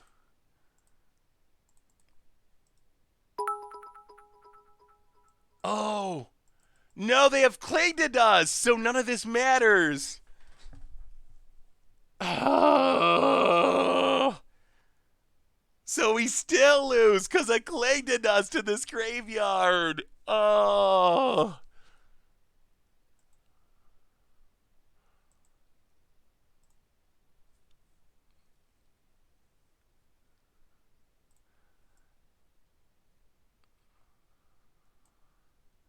Now, Blink Moth. Go to combat, attack you.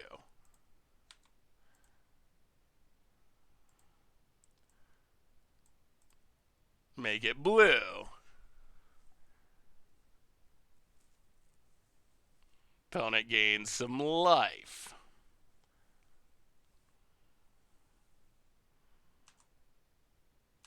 Up to 5. And this keeps happening. Oh. So we're a mana short.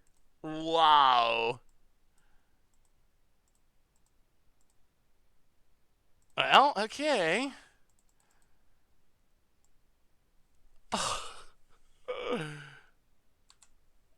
I mean, I don't think we could Walking Bliss to the Dreadhorde or Caniston win.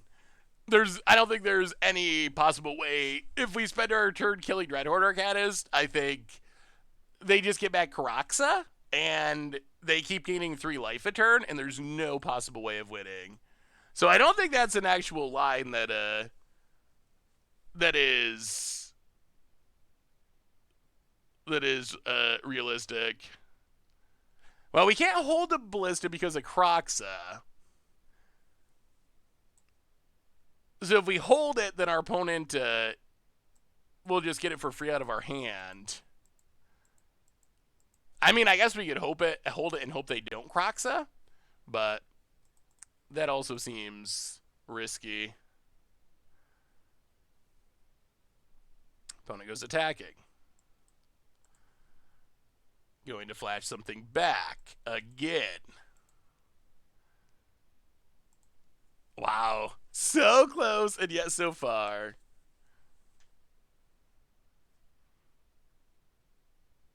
We did turn Blink Moth blue.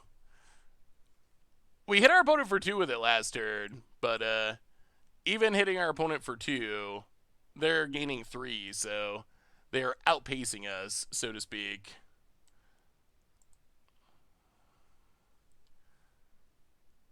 So our opponent gets to go to 4? Yes, just doesn't, the math doesn't line up. We're dead.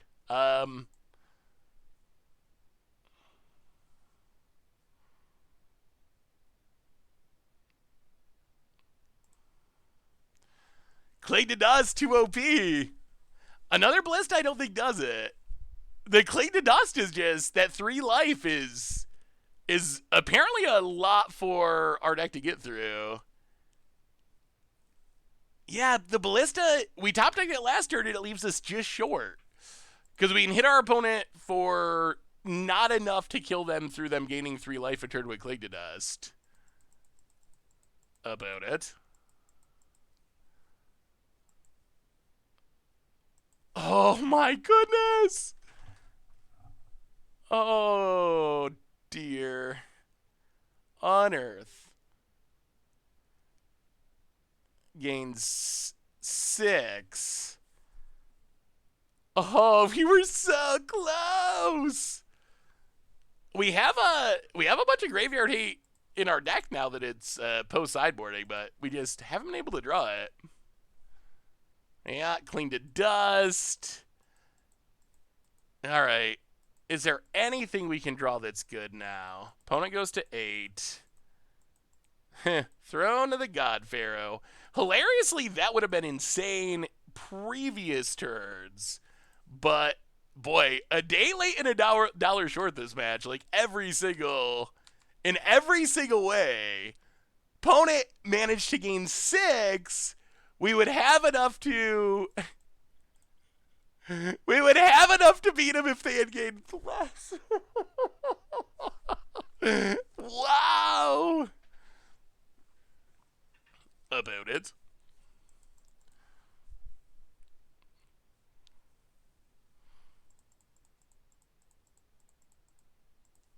Plays a swap. Goose attacking. Unearth Seagate Stormcaller. Or Unearth Kroxa. We go to 6. We go to 5. Gets back Kroxa. And then what, they drew a Lightning Bolt too?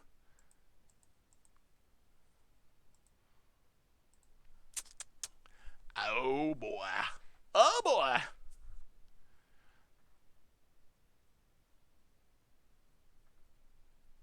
Could have made a 3-3 Ballista the turn he played it and attacked with the Blink Moth. I really don't think that there's a pathway to victory by killing the Dreadhorde Arcanist. I really don't. I think our only pathway to victory is killing our opponent before they Kroxa. Because remember, if we don't keep our opponent low enough on life that they have to Cling to Dust, then they just get back Kroxa, hit us for 3, have a 6/6 that's going to hit us for 3 every turn. So I think our only legitimate plan, pathway to winning, is just try to get our opponent to 0. But the Unearth of Seagate Loremaster to double up the... I mean, who knows? If our opponent can only Kroxa here, we have 4 points of damage if they only have Kroxa. Lurrus. Okay. I mean, maybe we end up getting it. We'll see what our opponent has. Kroxa hits us to 2. Last card. Oh my goodness. Huh! Wow! After all that, we get to win, right? We get to Blink Moth. We get to turn it on. I think this works. Wait, is a Blink Moth still going to be a creature? It should be, right? So hit our opponent to 2.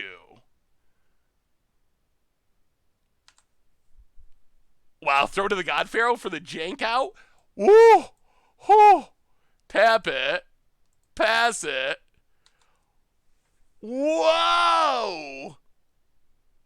Our opponent had a Dreadhorde Arcanist for like 9 turns. Wow. Wow, wow, wow, wow, wow. All right. Huh. I cannot believe that happened. Cannot believe that we won that game. Our opponent generated a ridiculous amount of graveyard value. All right. We're going to change things up a little bit. We're going to change things up just a tiny bit. So, opponent has an insane amount of removal. Our stuff is going to keep dying. That much is clear. I feel like that makes Stonecoil kind of weak. I think we're going to go Wurmcoil. Down a couple Stonecoils. Go up Soul Guide Lantern. I wonder if Thorn is enough. Ugh. I mean, we already had 3 Soul Guides, but I think we're going to go up to the full 4.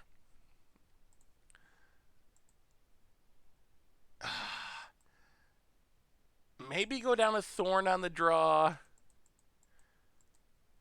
We could bring in Dismembers, too, to be able to kill. Is it even worth trying to kill the creatures? I'm not even sure how we won that one, Grateful Mike.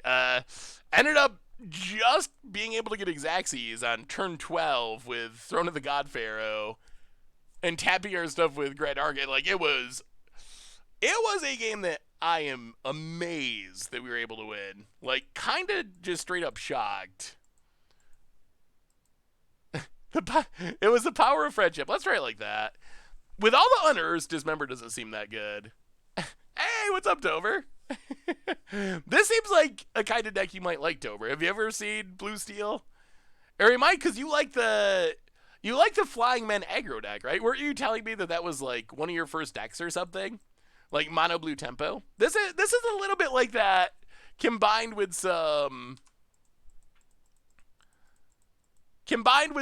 artifact ramp shenanigans thrown in.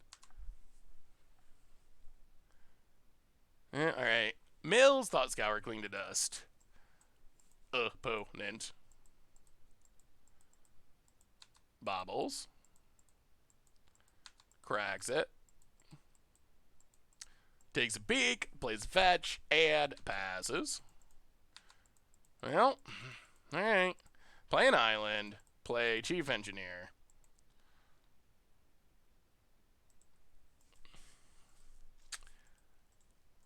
I guess Thorn is better.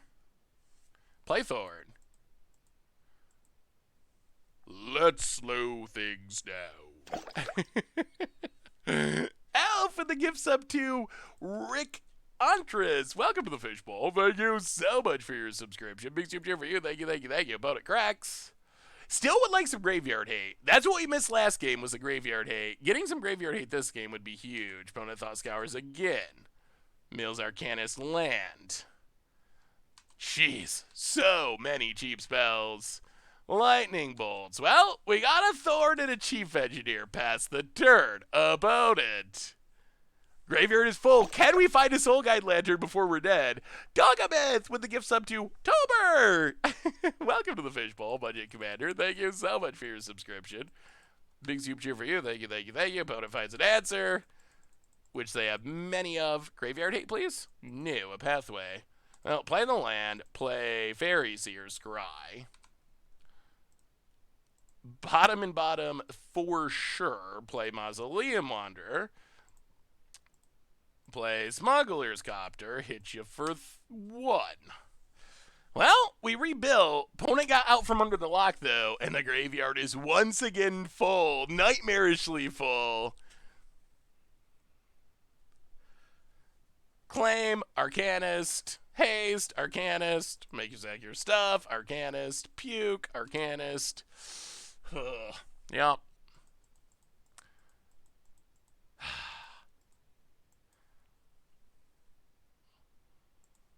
Opponent goes with Lightning Bolt.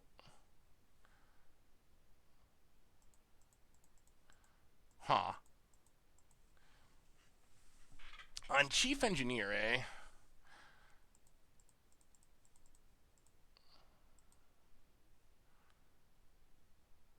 Well, let's counter it.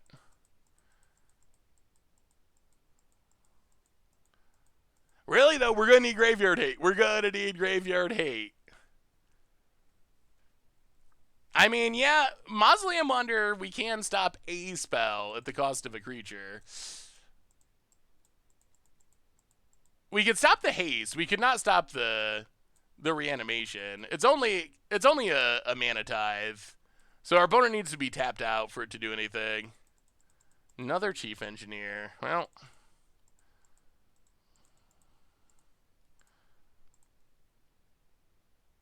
let's fire it up. Go attack it. Hit ya. Loot.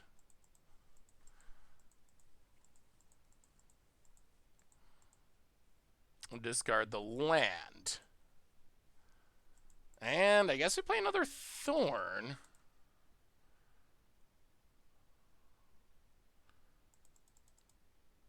Play the Thorn. Oh, no.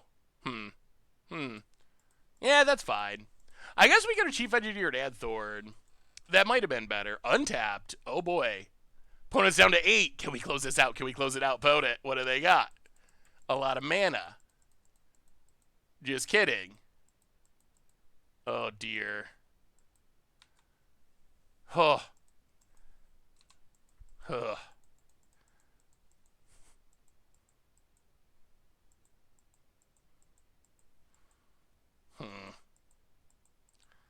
Well, okay. Play Smuggler's Copter. Hit you for 1. Down to 7. We have had a couple of good draws. Hey, what's up, Destro? How are you? About it. Abrades the Thorn. So much interaction. Just like over the top. Thought Scours. Opponent goes to combat. Attacks. Flashes back. Cling to Dust. Alright, well, at least once they use it, it's gone. It's flashback, it's exiled forever. Down to 15.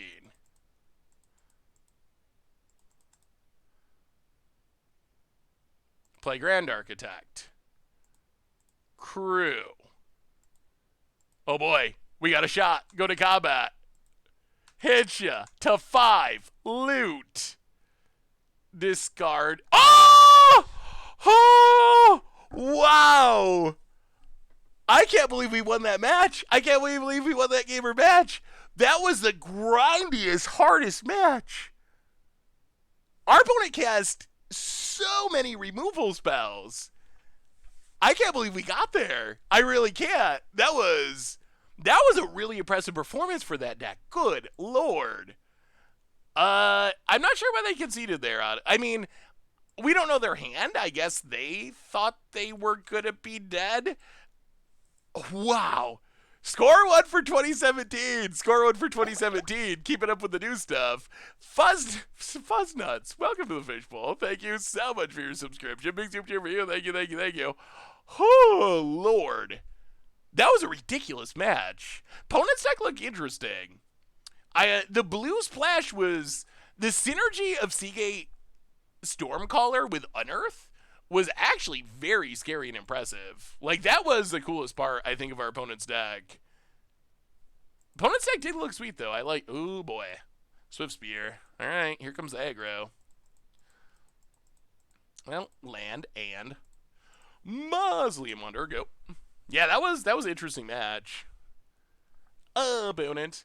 So what do you think from Keldheim, outside of Tibalt cards, Tibalt or Tibalt's Trickery, which have already been talked about a lot, outside of those cards, is there anything from Keldheim that you think has potential for Modern? Opponent, gut shots. Oh boy. Yeah, that's a fast start on the play. Stormwing, Scries. The rare, the blue god rare vehicle. Isn't it funny that the rare gods are, I think, generally better than the mythic gods from the set? I was not actually expecting that to be the case, but it seems like it is. Well, Chief Engineer, go. Opponent adapts with a board full of prowessy things. Death Touch Poison. I don't think the Death Touch Poison thing's gonna make it in Modern. I think it'd be like a fun commander and a good against the odds card for Standard. But I would honestly be surprised. The problem is that typically you don't want to try to kill people with infect and, wow, if we die here, you don't want to try to kill people with infect and non-infect damage at the same time. Like, in general, oh, wow. This prowess deck looks pretty good at the moment. Jeez, what do you do about that? Like, we can play a magic card, but does it even do anything? I don't think so. Alright, well, I mean, we get to play, I guess, Grand Architect. And then we can tap these to add some mana? This doesn't do it. Yeah, we're just, alright, sure. Good starting hand. I mean, yeah, go prowess. Yeah, there's no way our deck's beating that draw in a million years. I guess we need to find Thorns. And I don't even know if Dismember is worth it. Like, Dismember, it does kill a thing, but the life cost is high. Definitely going down these Sculptors. I think Sculptor is the least impressive. We'll go up one Dismember. Sculptor, I think, is pretty unimpressive. Architect and Chief Engineer seem good. Sculptor, a little bit more on the fringes. But yeah, traditionally, you don't want to try to kill people with Infect and also with... Oh, they got gut shots too. Traditionally, you don't want to try to kill people with Infect and normal damage at the same time. That's just a tough sell. Alright, we'll try this, I guess. We got our Dismember. Maybe we should have brought in Wurmcoil. I'm a little worried that it's just super expensive. Like, that would be my main concern is... I mean, we just died on turn 3. Is it going to be possible for us to actually get a Wurmcoil on the battlefield? Well, play Chief Engineer. But maybe we have enough ramp that it's fine. Oh, come on. Well, there goes our plan for this turn. We wanted to do a little Chief Engineer into Smuggler's Copter, but... What would Modern look like if every free spell was banned?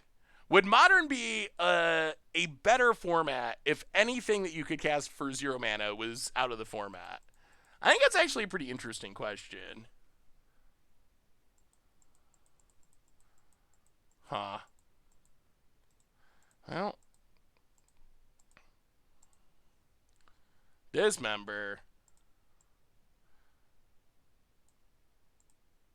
Thorn of Amherst. Go.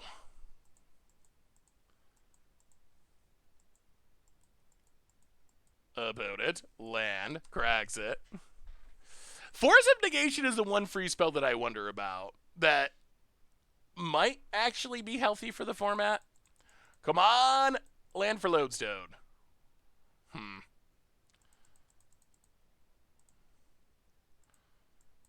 Well.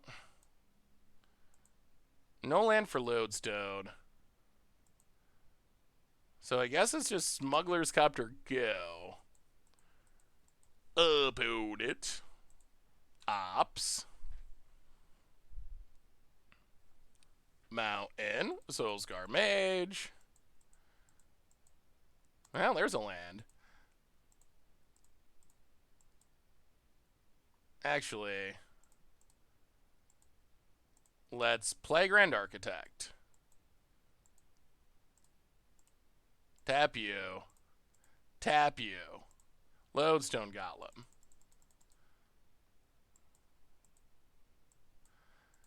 Tap you. Lodestone Golem.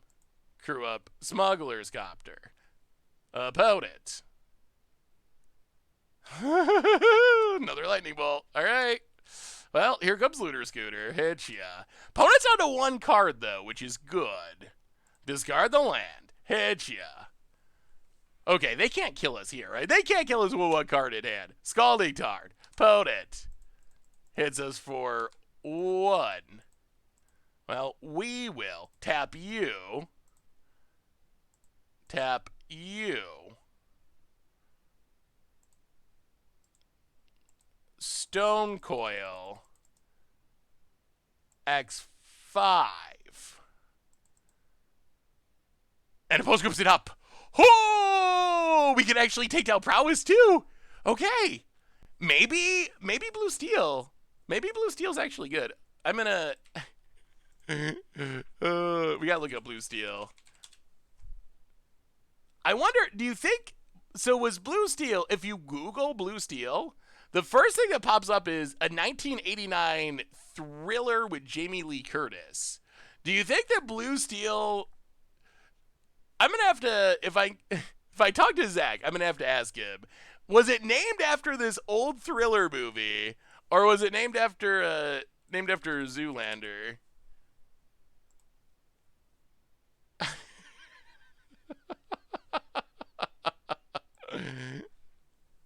Shut up! Enough already, Ballstein! Heels? Same face! Doesn't get crazy pills! Necktie! I invented that will! Die, you... One look! I don't think so!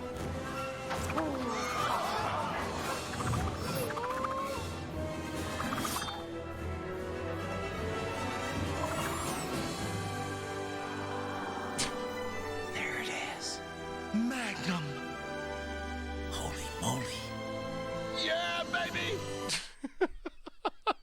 It's gotta be Zoolander, right? It's gotta be. It's gotta be. I've never seen the original. I forgot how ridiculous Zoolander was.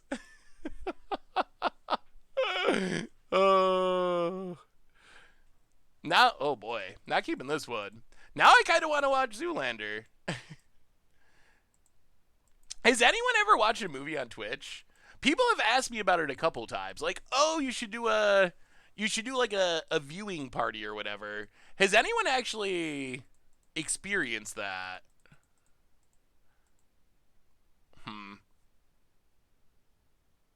Do we put the land to the bottom? Probably.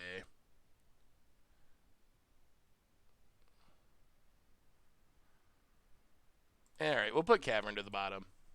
Alright, here we go.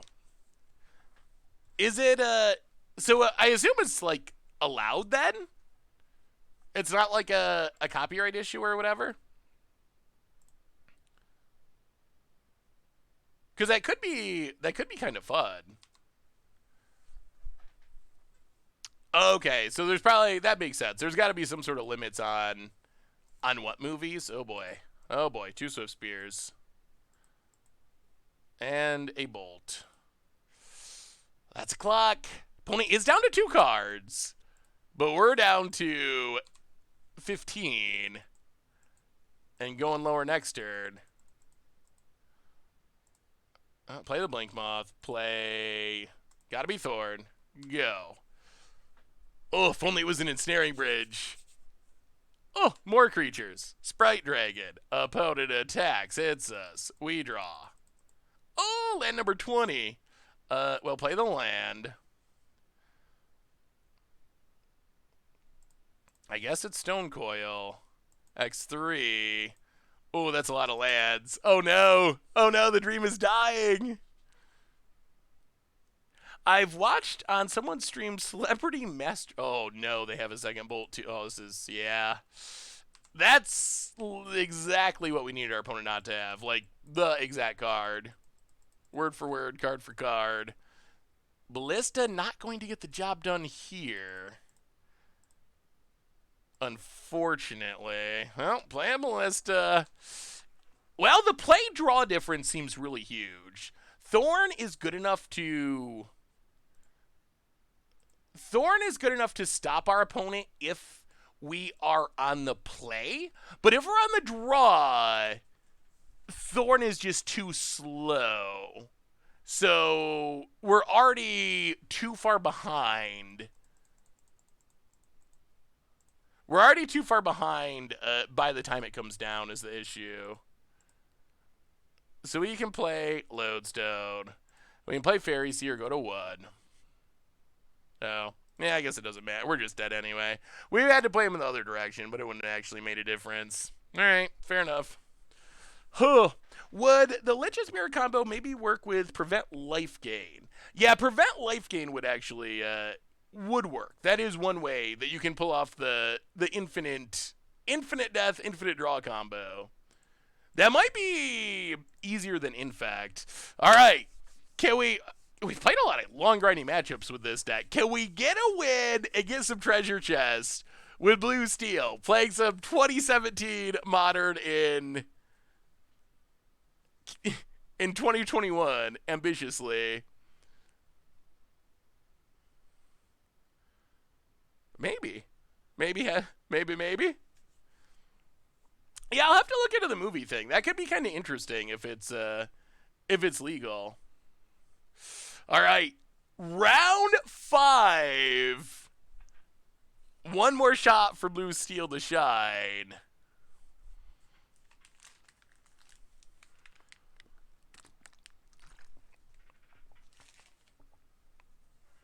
What Eldraine cards? Oh, actually, I don't think we should be playing the Eldraine card. I think now that we've actually played the deck, I kind of feel like it's bad Wormcoil.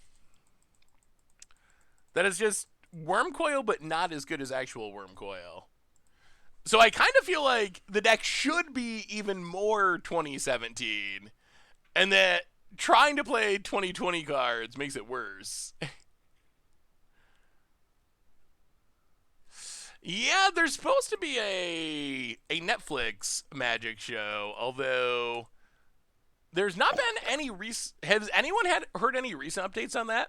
Avian, for the 20th month, almost 2 years left the content. Win us some trophy. The kids are hungry. I'll try. We're close. Opponent. Castle. Oh boy. It's a Titan deck. All right. I'll play the Pathway. Play a Ethereum Sculptor.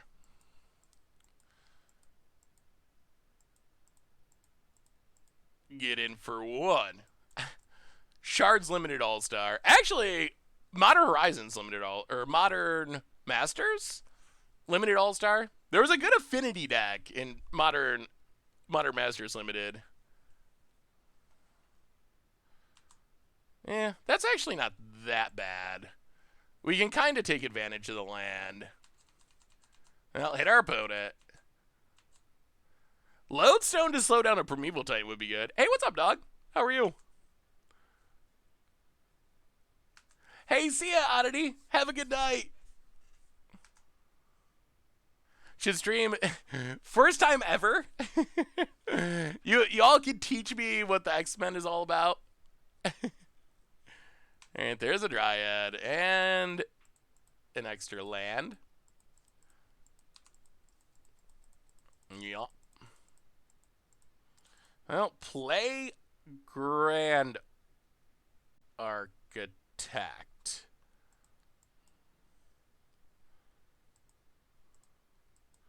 Tapio. Lodestone Golem. Oh, good. That was a good turn, but Primeval Titan is also very good. Opponent.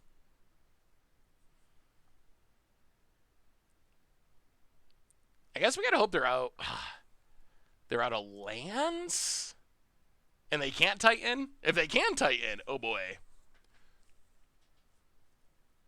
Yeah, what do you think about Arena Mobile? We talked about it a bit earlier. What about using phasing to reduce the downside of Lich's Mirror, or similarly, end of turn blink?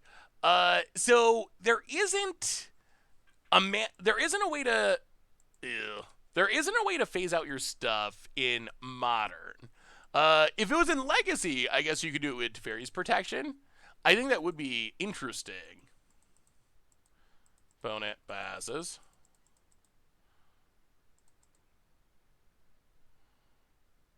I'll play Ethereum Sculptor. Play Smuggler's Copter.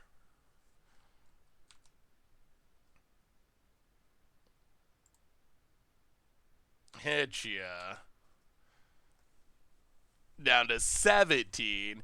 You could use like Eerie Interlude or something to try to blink your creatures. So that might be a possibility, although then you still lose all your lands, so I think you'd have to be pretty far ahead on board and die somehow. So maybe it'd be good against like combo in specific, but I don't know if it'd be good in just like a generic matchup. But I do think those are interesting ideas. Opponent, all right, finds a land. Still one short of Titan, thanks to Lodestone. What if you turned Lich's Mirror into a creature in Obliette? Yeah? What would that even do? Opponent. Eladrami's Call. Well, we know what's coming. Oh, it's Elvish Reclaimer. Alright. Plays Elvish Reclaimer. Opponent. Pass it. Hell, let's crew.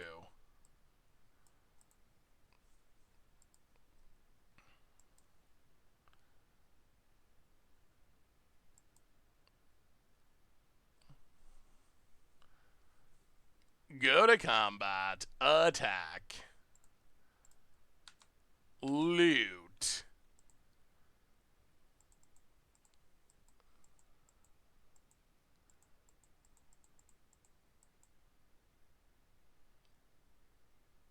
Discard Chief Engineer.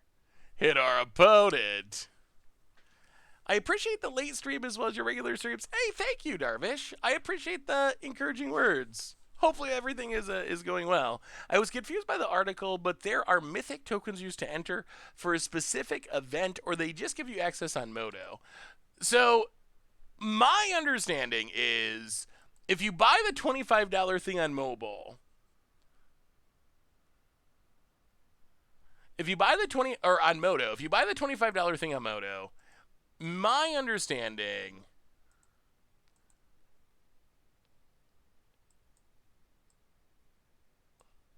is you get half of an entry into an event and access to all the Modo cards for 2 weeks. That is my understanding. So I think you still have to pay something to get in the event. No land, no land, no. And death. Oh, well, we stacked him a bit. We needed our opponent not to draw 2 lands in a row, and they are a land-heavy deck. But now, Titan, Valakut, Ratherboard, game. I honestly kind of wonder if there was a little conversation on Twitter. In a world with Field of the Dead, I kind of think Primetime is like pretty borderline, or maybe it's Field of the Dead that's borderline, but I do feel like these decks are getting to the point where they're just a smidge above the curve for the modern format. For the mirror, what if you use a new Angel from Kaldheim that hides your creatures? Or the one from Ravnica, for that matter. Ooh. Yeah, that could use some creatures back. We don't have the new one yet, so I don't think we'd be able to actually, like, play the new one. But that is an interesting idea. I think there's still a question of, as, like, okay, so you play, like, Angel Serenity. You hide away 3 of your creatures. You lose the game to Lich's Mirror. You go back to 20. You lose all your lands. You do get a full hand. You get back the 3 creatures under Angel. That's better than having nothing. Although the Self-Armageddon is still I think a relatively high cost. So that would still be a question I would have, would be, would that be too much of an issue? But I do like where your head's at and how you're thinking about it. Like, those are some good ways to improve it, I would say. Oh, Realm Razor. Yeah, I want to play Realm Razor with Ephemerate. Ephemerate, Realm Razor, and Amulet, and just combo off. I mean, I'm sure it'd be horrible in against odds deck, but it'd be kind of funny.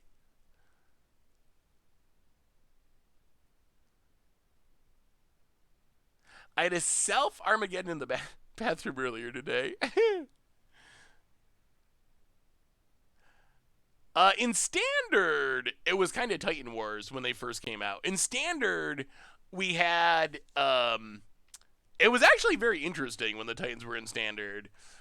But it kind of rotated through which Titan was best. Like, Frost Titan would rise up when... oh, not again! Oh, these are not the kind of hands you want to get in your last round. Well, we do have our lucky Worm Coil, though. Alright, we'll see. Well, we'll see. Gonna need more lands, but maybe. You never know. Opponent keeping their 6 lands in Primeval Titan over there. Do you have any spicy includes for Kaldheim flavored EDH decks with Esika as a leader? Ooh, I have not actually. Are we killing this? Or do we gotta wait for... I guess we probably have to. I don't know. Yeah, we'll kill it. I mean, Dryad is also bad, but this ramping is pretty bad. I think our hope is to somehow get this Worm Coil down very quickly. Otherwise, our opponent's stuff's just too big, and Valakut's too much of a wrath. Ugh. Well, we have many Worm Coils. I will say that. Many a Worm Coil. Not many ways to cast them, or anyways. Hey, what's up, Sticker? How are you? Good to see ya. Yeah, I haven't really started working on Kaldheim Commander decks yet. Esika. Is that the ramp one? Yeah, Esika, I mean, I guess I would probably just go like a legendary tribal style deck. The front half doesn't really seem... Come on, deck. Land. Well, not a land. Go to combat, attack. Oh, well, I guess after saying how much we want Worm Coils, now we're seeing the drawback that there's 6 mana, and if we don't have other stuff going on, they don't do anything.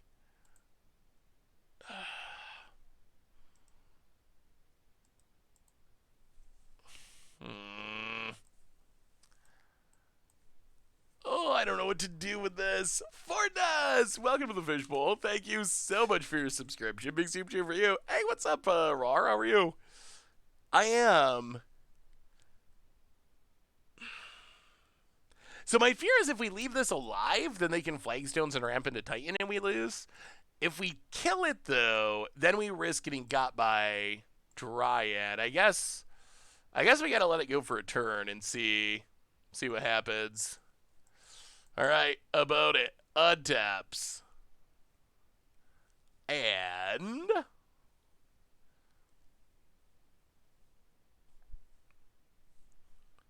Castle Garabig.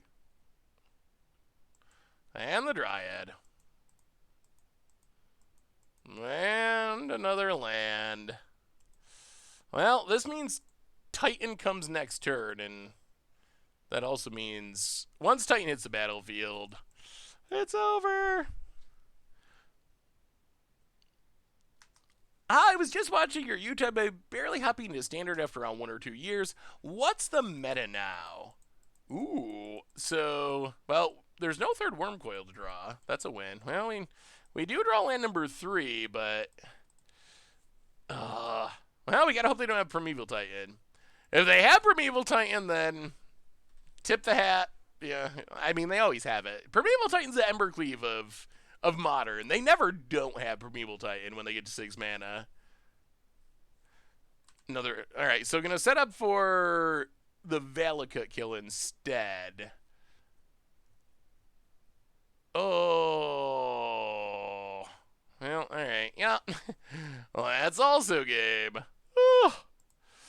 Primeval Titans. Well, what do we learn about this deck? We finished with a 2-3, which is not as many wins as we would have liked. It's fun, and we did have some pretty interesting games. I think the biggest issue we ran into is there's just some really powerful cards in Modern. Primeval Titans, we didn't run into it tonight, but Uros, we did run into Croxas. There's just a lot of like, I'm a turd 4 6/6 trample, or turd 3 6/6 trample. And our deck, I feel like, struggles with decks that just have a lot of raw power. Our stuff, while it's tricky, and we did see some really explosive, like, Architect, tap stuff, Lodestone, annoy you, like, stacks you, and be able to parlay that into a victory, I think the lack of power is a problem in some matchups. I mean, we kind of just saw that in the last game, where or the last match, where I guess we also mulliganed, but we're kind of just, like, playing 1/1s, and our opponent's just like, oh, ramp, Valakut, Primeval Titan, you're dead, and I'm not sure what our deck does about that. Like, I'm not sure what our game plan is for those kind of matchups. So, yeah, I don't know. I think Blue Steel is fun, and I did enjoy playing it. Maybe we gotta just, like, mulligan super aggressively, and try to have, like, a turn 3 Lodestone hand when it comes to some matchups. I'm not sold on Stone Coil, honestly. Like, it's fine, but there's so many fatal pushes. And we even saw Blood Chief's Thirst showing up in decks, on top of just, like, actual artifact removal, that I kind of think that I would probably at least bring in 2 Worm Coils and go down 2 Stone Coil Serpents. I think at a minimum, like, the flexibility is helpful, because we saw that last game we drew 2 Worm Coils, but we just literally couldn't get up to enough mana to cast them, even though they would have been good.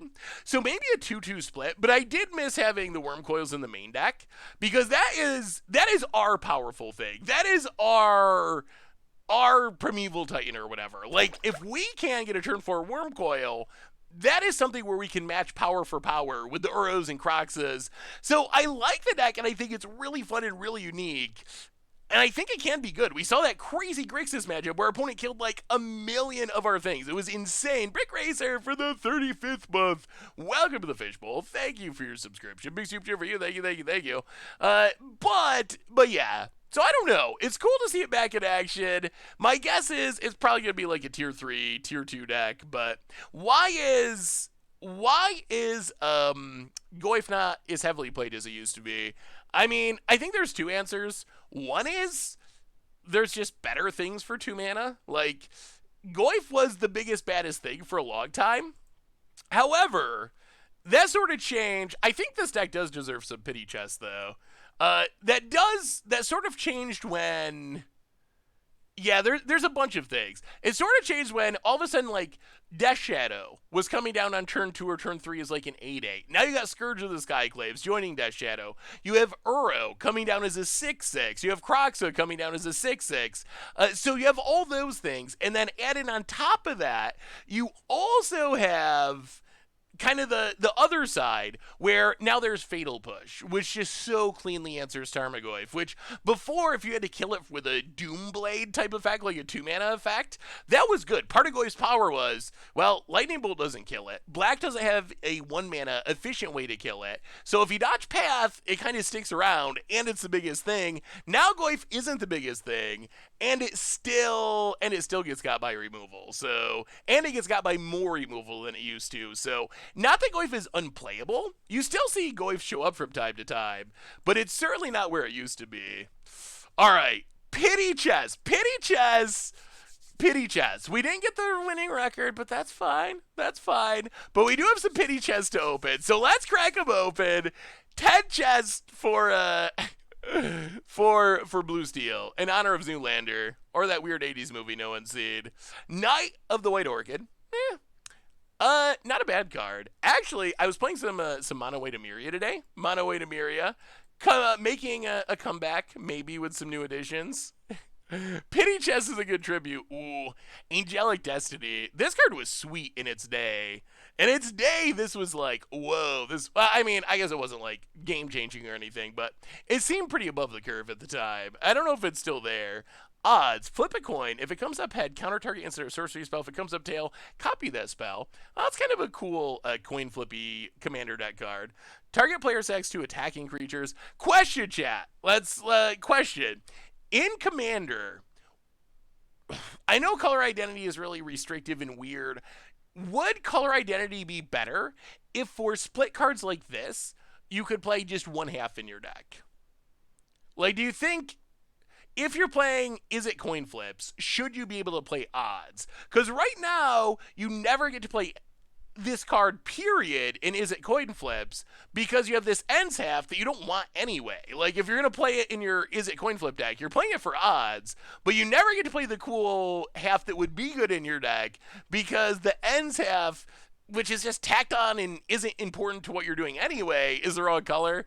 I mean, I don't know where I would stand on that, actually, but I do think it's a little sad that odds, like, you just can't really play it in Commander in the coin flip decks, because there usually is it, and then the color identity thing wrecks it. But all right, 8 chests to go. Next chest we get, well, 45 play points is nice. Darksteel Forge. There was a time when Darksteel Forge was actually, is it still worth money in paper? Darksteel Forge used to be really expensive, but I feel like it's been reprinted a bunch of times. Yeah, it was just reprinted in Double Masters back in the day. I mean, I guess it wasn't insane. It was like $25, which that's pretty expensive for a Magic card. I mean, I guess still, even after the reprints, it's still like $14. The play points is nice. That's good. It's not worth anything on Moto. I don't think anyone ever has played it on Moto. Release the Gremlins. Actually was a standard playable card in its day to deal with the vehicles decks, and some play points. Well, 6 chests. Come on, something good. Give us that Force Negation or a Grave Betrayal. Grave Betrayal is a card I kind of wish I played more in Commander. When a creature you don't control dies, comes back into play under your control with a +1/+1 counter as a zombie on your next end step. That seems like a fun Commander card. I don't know why I never play that. I guess 7 mana is kind of a lot, but Full Art Teamer Battle Rage? I honestly... Abyssal Nocturnus. When an opponent discards a card, gets +2/+2, gains fear until end of turn. This is going to be good for the new Turgid Commander decks, I would say. This seems like a good addition to those decks, because you're going to be wheeling your opponent in your black deck anyway. I didn't realize they had a Full Art Teamer Battle Rage, but that's sweet. Not worth anything. We haven't opened any valuable cards yet. Come on. 4 more. Blood Tyrant. Doesn't really see much Commander play either. Firemind's Research. I remember being excited for this card, and we played it a little bit when it came out, but drawing cards got a lot worse once Narset came around. That kind of took away some of the pizzazz, I guess, of Firemind's Research. All right, 3 more shots. Complete set. Force Negation. Uro. Something valuable. Widen. I don't get this card. This is like the worst. I just don't understand it. Was this card like exciting when it came out? I really don't remember. It's just a hill giant with flash and flying. It's legendary, and you can bounce it back to your hand. Like, I'm not really sure what the point of it was. And it's definitely, like, the most sad fairy commander you can play. I'm glad they printed some new fairy commanders that are a little more fairy-ish. So, like, I guess it's flash and flying, but it doesn't really do anything in a fairy commander deck. How do you build around it? Was it just, like, fairy tribal, and that was a fairy? It just doesn't really have any exciting... Can you build around the bouncing back to your hand ability? I guess it gets around the commander attacks, that's something. Although you're still just playing a 3/3. Anawan, the Ruin Thief. Ooh. That is actually a good commander. It might be worth a little something. Anawan, the Ruin Thief, comes in at like a tick. All right, one more shot. Give us some goodies, Moto. You can do it. Something good. Give us something. what are the actual literal chances that Knight of the White Orchid showed up twice in 10 chests? You can get any rare or mythic in Modern. Literally. Hundreds. There's hundreds. Actually, no, thousands. There's thousands of rares and mythics in Modern. And we get 2 Knight of the White Orchids. All right, one more shot. Now we got to get pity chests for the pity chests. Because those chests were pitiful. Those were just straight up pitiful. So one more set of chests, and then we'll figure out someone to raid. All right, one more, because those chests were just so bad. We can't go out like that. We can't go 2 and 3 with blue steel, and then get wrecked on chests, and then just end the stream. We can't do it that way. That's not right. All right, these chests are gonna be good. That's how math works, right? You get once you run badly, you're bound to run well after that. Ugh. Master Replication. Caboose! Welcome to the Fishbowl. All right, so not great. 20 play points is okay. Welcome to the Fishbowl. Thank you so much for your subscription. Big super cheer for you. Ooh, Death Shadow. Death Shadow's playable. Death Shadow's playable, but I don't think it's valuable. It is worth, well, almost 2 ticks. And then I will never, ever, ever understand why Wizards occasionally takes and just puts bulk uncommons in their like special curated list. I don't really get it. Ataga is cool, but it's worth like a few cents, and I don't know why you'd want to open that. So, yes, I know, I'm kidding. We're probably gonna run poorly again. Gilded Lotus, Commander staple, not much value. Okay, the full set's coming. We've whiffed on 13 in a row. This is Conda. Might have to build a Conda commander deck. Oh, speaking of commander decks, I think there's an argument that white is the best color in Kaldheim. I think it might actually be the best color in Kaldheim. Rattlechains, Pendelhaven. Rattlechains, value. How much? Give us some ticks. 0.06. What about Pendelhaven? Pendelhaven, Magic Online promo, 1.25. Well, 1.25 is above the curve for what we've been getting. All right, 5 to go. We got 5 more chests. These are the good ones. Oh, I do love Bribery. It's not worth anything, but Bribery is a card. If I played more blue in Commander, I would probably play more Briberies. Oh, yeah, I forgot. Worship, one of my favorite cards, but not a valuable card. And it's gotten so much worse in Modern. There's so many ways around it now. This is like the epitome of a 2015 card or 2016 card. Do you remember when we played Troll Worship and it was like actually legitimately good? That has changed in Modern. There's just way too many ways for it to get bounced or killed or not do anything. Chemball, 10 play points. Oh, come on. No. Oh, no.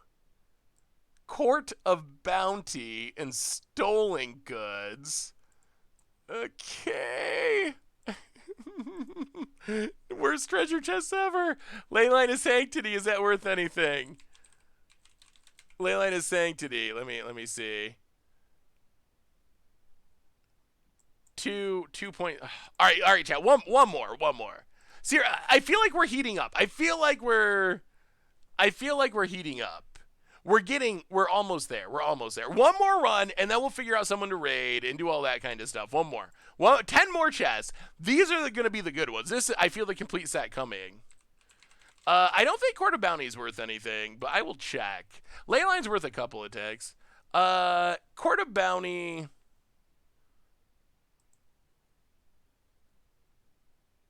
So it might be about 3 ticks, which is actually not bad considering a treasure chest itself is like 2.3 ticks. So a 3-tick card, you're still coming out ahead. All right, this is the last one for real. We can't keep doing it. I'm gonna go broke. There will be no streams next week because I won't have any money to buy into leagues. So this is the one. Ashmore Liege. Liege is not really worth much, and this isn't even one of the better ones. These avatars, I don't even know why they give these out. They don't do anything. I feel like I really don't understand why they give out these avatars that don't do anything. But next up we get, wow, it's like Kamigawa Chess Day. Adamaru, First of Desire. Pretty awkward. Power toughness equals the number of cards in the hand of the opponent with the most cards in hand. I guess it could be big in Commander. Diabolic Revelation. This is the card that gets you killed in Commander. You dump all your mana into it, and then your opponents kill you before you get to cast the cards you tutor up. That has been my experience. It is a sweet card, though. Titanic Ultimatum.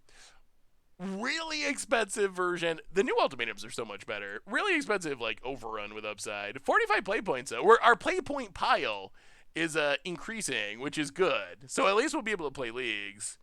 Ooh, Cunning. Gaddock Teeg Cunning Wish. Oh, come on. Give us some money. Gaddock Teeg.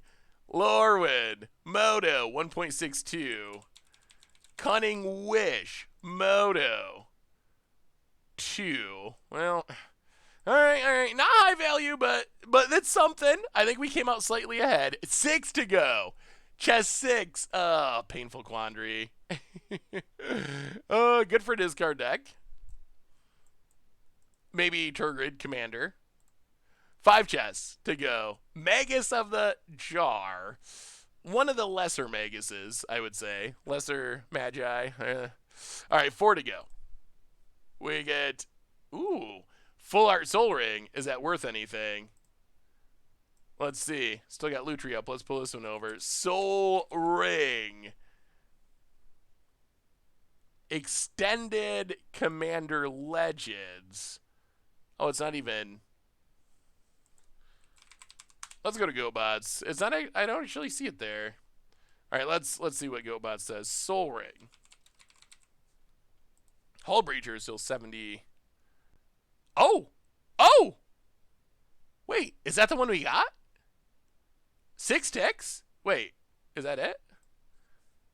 Oh, okay. Yes, that's like our best open of the night, actually. I didn't realize it was worth that much. All right, that's good. That's setting the stage for our final 3. Oh, Bonfire. Oh, all right. We gotta. Bonfire is responsible for my literal favorite moment in Magic. I wonder if I can find it. Oh, there. Yeah. Here it is. If you did not see, this was like Worlds 20 or World Magic Cup 20, whatever, right out 2014 maybe. Oh man, this was the best. Just like everything that happens in this is so amazing. You start off, I actually don't remember who the third player on the team was. You start off with LSV with the cop stash, which already is a little bit hilarious. So you got LSV with the stash, and then you have the Bonfire type deck, and then the look on Kibler's face and the look on LSV's face is just so perfect. They know it's like one out. They know they're going to win this game. It's got to be the miracle off the top. And the look that Kibler gets, that is exactly the look. Like, the look over, and it's just like, oh, come on. Like, seriously. You get right there, and LSV is just like, so not worth much anymore, but it does have a great history in Magic thanks to that one moment. Miracle, I don't think is a great mechanic, but boy does it leave to some great moments. Patrick Lee, what? Mrs. Stream, glad to catch you. Oh, you caught me right at the end, but good to see you. Welcome back to the Fishbowl. Thank you for your subscription. Good scoop cheer for you. 2 to go. We get Distort. One of the actual worst cards you could open. Distorting Lens. 2 mana, tap it, target permanent because the color of your choice until end of turn.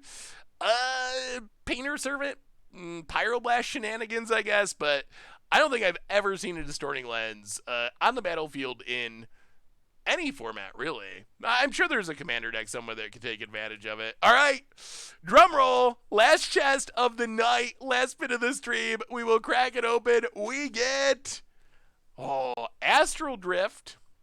We need to play another Astral Drift deck. I was so excited for this when it was printed, and we played it right when it was printed, but then I kind of forgot about it. Modern's pretty fast right now, but still, Astral Slide is just so fun. Remind me, chat, that we need to play another Astral Drift draft. Attrition probably should see more commander play in the right shells where you have like repeatable sacrifice fodder. It is a decent repeatable removal spell, but oh my goodness. So, what do we learn tonight, ladies and gentlemen? I mean, our deck was fine. I liked it. I would play it again. I would add the Wurm Coils, but you are going to get outpowered in some games. That's the nature of Modern. On the other hand, maybe a more important lesson, probably shouldn't crack treasure chests. Even though they're plus EV, we didn't run especially well with our treasure chests. We got some play points, which is fine, but I feel like we probably actually came out a little bit behind. So, on that note, everyone, I will keep you informed. As of right now, what I'm hoping happens next week for this stream is rather than doing the Monday stream, we'll do Tuesday, have early access day stream Wednesday afternoon, and then Thursday. So Tuesday will be like Modern or something, and then we'll have Kaldheim on Wednesday and Thursday. Fingers crossed that it actually works out. We talked about it a little bit before. If it happens that we aren't going to be able to be in the early access, then we would do a normal streaming day. So I'll try to keep you informed. But at this point, I would say plan on Tuesday, Wednesday afternoon, Thursday for streams next week. On top of like top 10 videos on the YouTube, all that kind of stuff we're going to be working on too. Otherwise, quick reminders, normal YouTube. There's videos coming out tonight and tomorrow. We're playing Modern for Bunch of Brew tomorrow. We had a sweet Against Odds for Modern today. Replay YouTube if you missed anything. Commander YouTube if you haven't checked it out. And let's get a raid going. I think it's time to get a raid going. So on that note, everyone,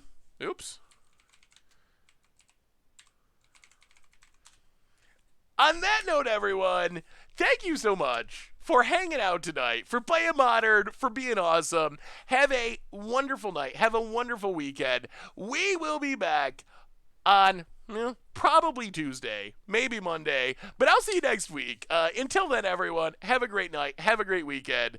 I love y'all, and I'll see you next week.